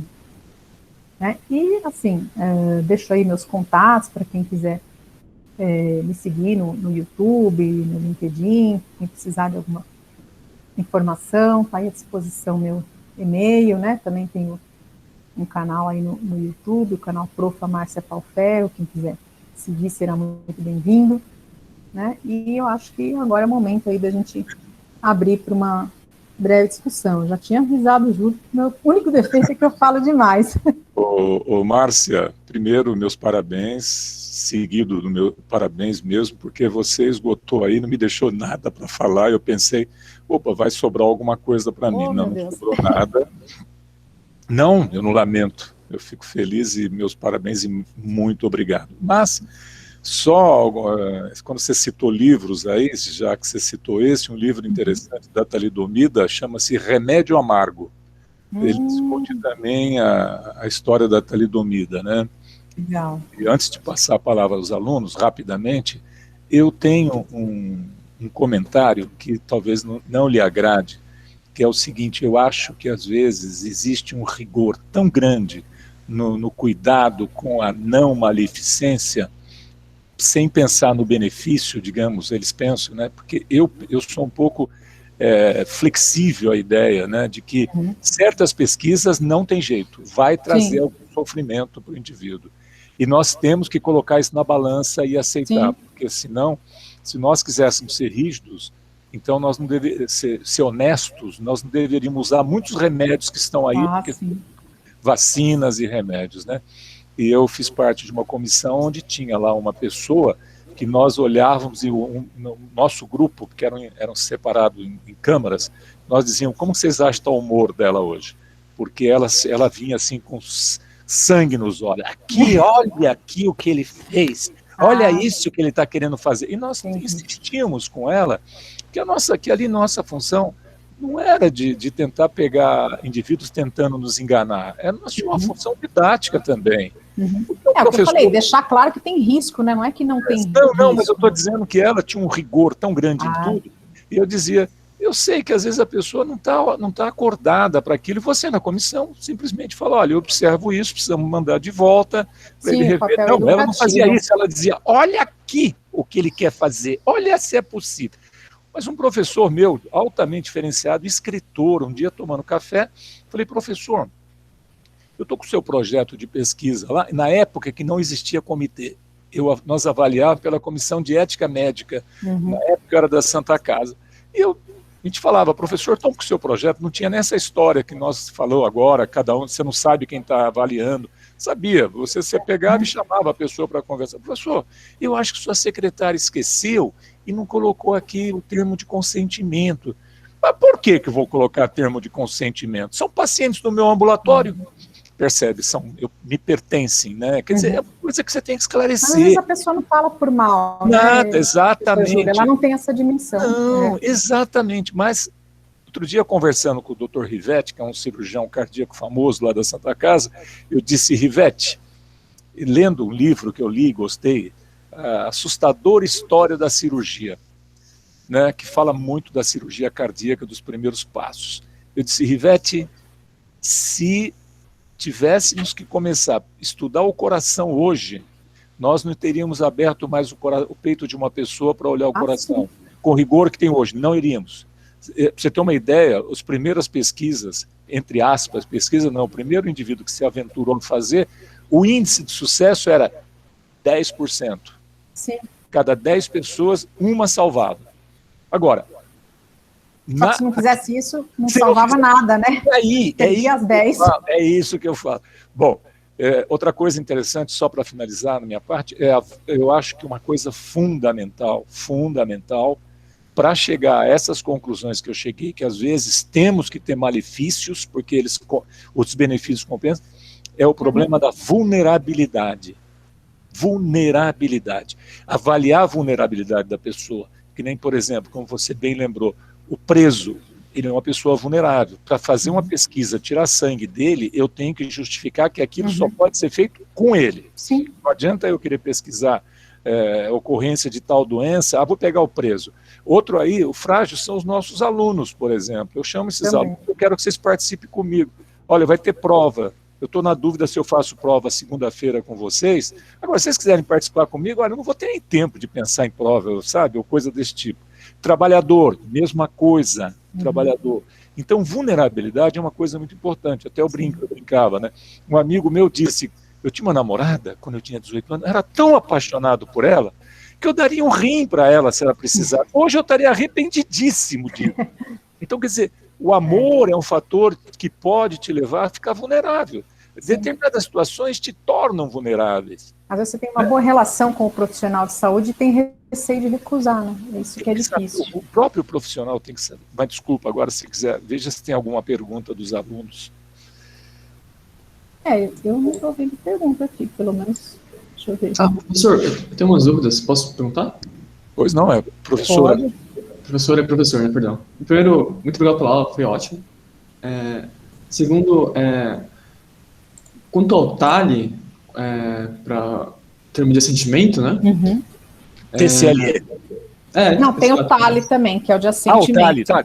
Desculpa, a termo de assentimento. Então, para caso crianças que não sejam muito novas e sejam analfabetas, por exemplo, é possível uma versão do TALI, talvez, oral? Ou como que funciona nesses casos? Sim, muito bem colocado a sua pergunta, Tiago. O TALI, ele tem que ser adequado à idade, né, ao desenvolvimento da criança, né? Se for uma criança que não é alfabetizada, provavelmente fica bem mais difícil de você envolvê-la, né? Então, assim, os psicólogos aí, psiquiatras têm mais argumentos para falar, né? Mas existe um certo nível de desenvolvimento mental que a pessoa não tem ainda o discernimento, né? Que não seria válido você fazer algum tipo de questionamento, né? Então, dependendo da idade da criança, realmente é uma justificativa, né? Por exemplo, vai fazer um TALE para uma criança de 2 anos, né? Não tem muito sentido, né? Ah, meu filho não quer participar porque ele tem trauma de agulha, uma criança com câncer que já passou por um monte de tratamento, então ele fica chorando toda vez que vê o pesquisador, então os pais não vão autorizar porque a criança não quer, não. Então, assim, tudo tem um certo limite, né? Então, esse TALE realmente é um desafio. Se é um desafio a gente fazer um termo numa linguagem acessível para o público leigo, é maior ainda esse desafio de fazer para aquele público que não tem pleno discernimento, né? A única coisa é que nessa nova resolução há essa preocupação, né? Tem até alguns filmes, agora não me lembro o nome, tem um filme que fala disso, que é o caso de uma menina, que ela é irmã de uma outra criança, acho que ela tem leucemia, e a irmã dela é submetida constantemente a exames para ajudar a irmã que tem leucemia. E aí chega uma hora que essa irmã menor, ela entra com um advogado, porque ela não quer mais participar, né? E a própria irmã dela, que tem a doença, ela compreende que a irmã dela tem essa autonomia de poder recusar, né? Então, assim, tem que respeitar. Parece que essa irmã nasceu para isso, né? Parece que essa irmã nasceu para isso. Concebida para isso. Exatamente. Então, é um filme bem interessante. Então, ele mostra, né, que tem esses vieses, né? O adolescente, por exemplo, né? Até no atendimento de consultório, né? Quem é herbiatra, quem atende adolescente sabe, né, que em determinados momentos da consulta, o paciente adolescente, ele tem um certo grau de autonomia, ele pode pedir o sigilo, ele pode pedir para o médico não contar determinadas coisas para o pai ou para a mãe dele, se ele entender que ele tem condição de ser responsável pelo seu cuidado, por exemplo, com relação à vida sexual, né? Então, existem graus de autonomia variável. A gente pegou lá uma pesquisa, Júlio, acho que eu prometo que você curta nesse exemplo. Não, mas que ilustra bem essa questão aí que você falou do risco e também da vulnerabilidade, que se a gente fosse um comitê com uma visão engessada, por exemplo, a gente não teria permitido, tá? O nosso comitê, ele participou dessa pesquisa multinacional, agora eu posso falar porque o produto já está aí, então não é mais segredo para ninguém. Essa vacina polivalente para o vírus HPV, né? Ela foi testada em várias unidades, inclusive no nosso hospital. E uma das questões desse projeto, olha que interessante, ele era feito com adolescentes, então com menores de idade, que vendiam o seu corpo, né, que eram prostitutas. E aí tinha alguém lá falando que precisava do termo de consentimento ser aplicado aos pais. Gente, se aquela criança já tem essa autonomia, assumiu isso como uma profissão, ela, obviamente, é a população que está mais exposta ao HPV, o benefício que essa criança vai ter dela receber a vacina, inclusive dela receber orientações para a vida sexual de um modo geral, é muito grande perante o risco de você exigir a permissão dos pais. Se a gente for foi a minha amiga lá que fez isso, foi a minha amiga, com certeza. Que e aí a gente liberou a pesquisa, sim, a gente entendeu que era um benefício muito grande, que essa criança que já está exposta vendendo o seu corpo, porque ela tem autonomia. Se ela teve autonomia para fazer isso, ela tem que ter autonomia para participar de um estudo que pode protegê-la de uma doença grave, né? E aí a gente aprovou o estudo sem o TCLE. Então, a vulnerabilidade, ela é uma questão que tem que ser contextualizada, tá? A bioética, ela tem muito disso, não dá para ter uma regra rígida. Entendi. Interessante. Uma outra dúvida que eu tive, numa aula anterior, o professor havia comentado que ele está fazendo um trabalho, né, um artigo. E daí uma das referências dele, ele descobriu que vinha de uma pesquisa que foi feita justamente naquilo que você comentou, né, nos campos de concentração nazistas, né. E daí ele falou que ele não usou essa referência, ele acho que fez essa pesquisa para depois poder aplicar no trabalho dele, né. Entendi, que ele não usou os dados do estudo nazista. E daí minha dúvida é justamente isso, é antiético você usar informação de uma pesquisa que não foi bioética, né? Que não respeitou a bioética, e até que ponto isso vai, sabe? Então, a gente já teve várias discussões sobre isso. Eu acho que se você pesquisar no New England Journal, eles tiveram um editorial que falava bem isso, né? E que a maioria da comunidade científica, ela votou justamente para não usar esses dados, para não incentivar isso, porque senão é que nem a propaganda de medicamento. A gente sabe que é proibido usar artista famoso. Vira e mexe, aparece um artista famoso. Aí a empresa é multada. Só que o que ele paga de multa, o que ele vendeu de medicamento naquela primeira semana, porque era o remédio do fulano lá, que a pessoa chegava na farmácia e só lembrava do nome do fulano, que o nome do remédio era muito difícil, é mais do que cobre a multa, né? Então, se a gente começar a liberar dados dessas pesquisas antiéticas, a gente pode estar incentivando para que as pessoas façam pesquisas por debaixo do pano, porque bem ou mal elas sabem que depois a população vai acabar aceitando. Então, a maioria dos pesquisadores, nesse caso do nazismo especial, que teve esses estudos de hipotermia e outros estudos, o voto foi, a maioria entendeu que não deveria usar, que realmente deveria fazer aí que nem o Tiago comentou, de repetir o experimento em condições adequadas, para então poder usar os dados. Pelo menos foi o entendimento da maioria, né? Sabe, Márcia, lá no Congresso Law and Mental Health, que eu participo cada 2 anos, foi muito discutido isso, e existiam pessoas que diziam que não se podiam, por conta dessa forma de questionamento, né, não se podia perder esse material se ele fosse um material devidamente aproveitável, esquecendo do ponto de vista ético.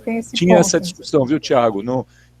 A maioria, concordo com a doutora Márcia, mas tinha pessoas que batiam e tinha algumas outras explicações, além do simplesmente que é um material que poderia ser aproveitado, tinha outras considerações que agora não me fogem nesse momento.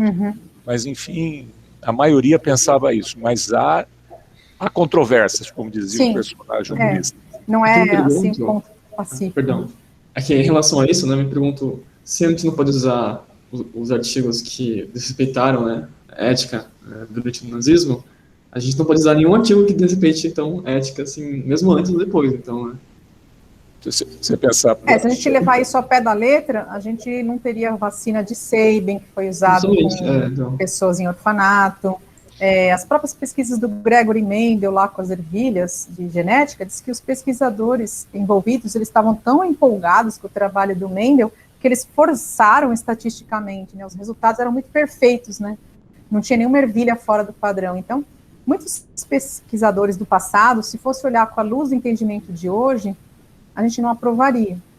Teve um pesquisador, o Edgar Moniz, que ganhou um prêmio Nobel nos anos 40 porque ele desenvolveu a cirurgia de lobotomia para combater a esquizofrenia, né?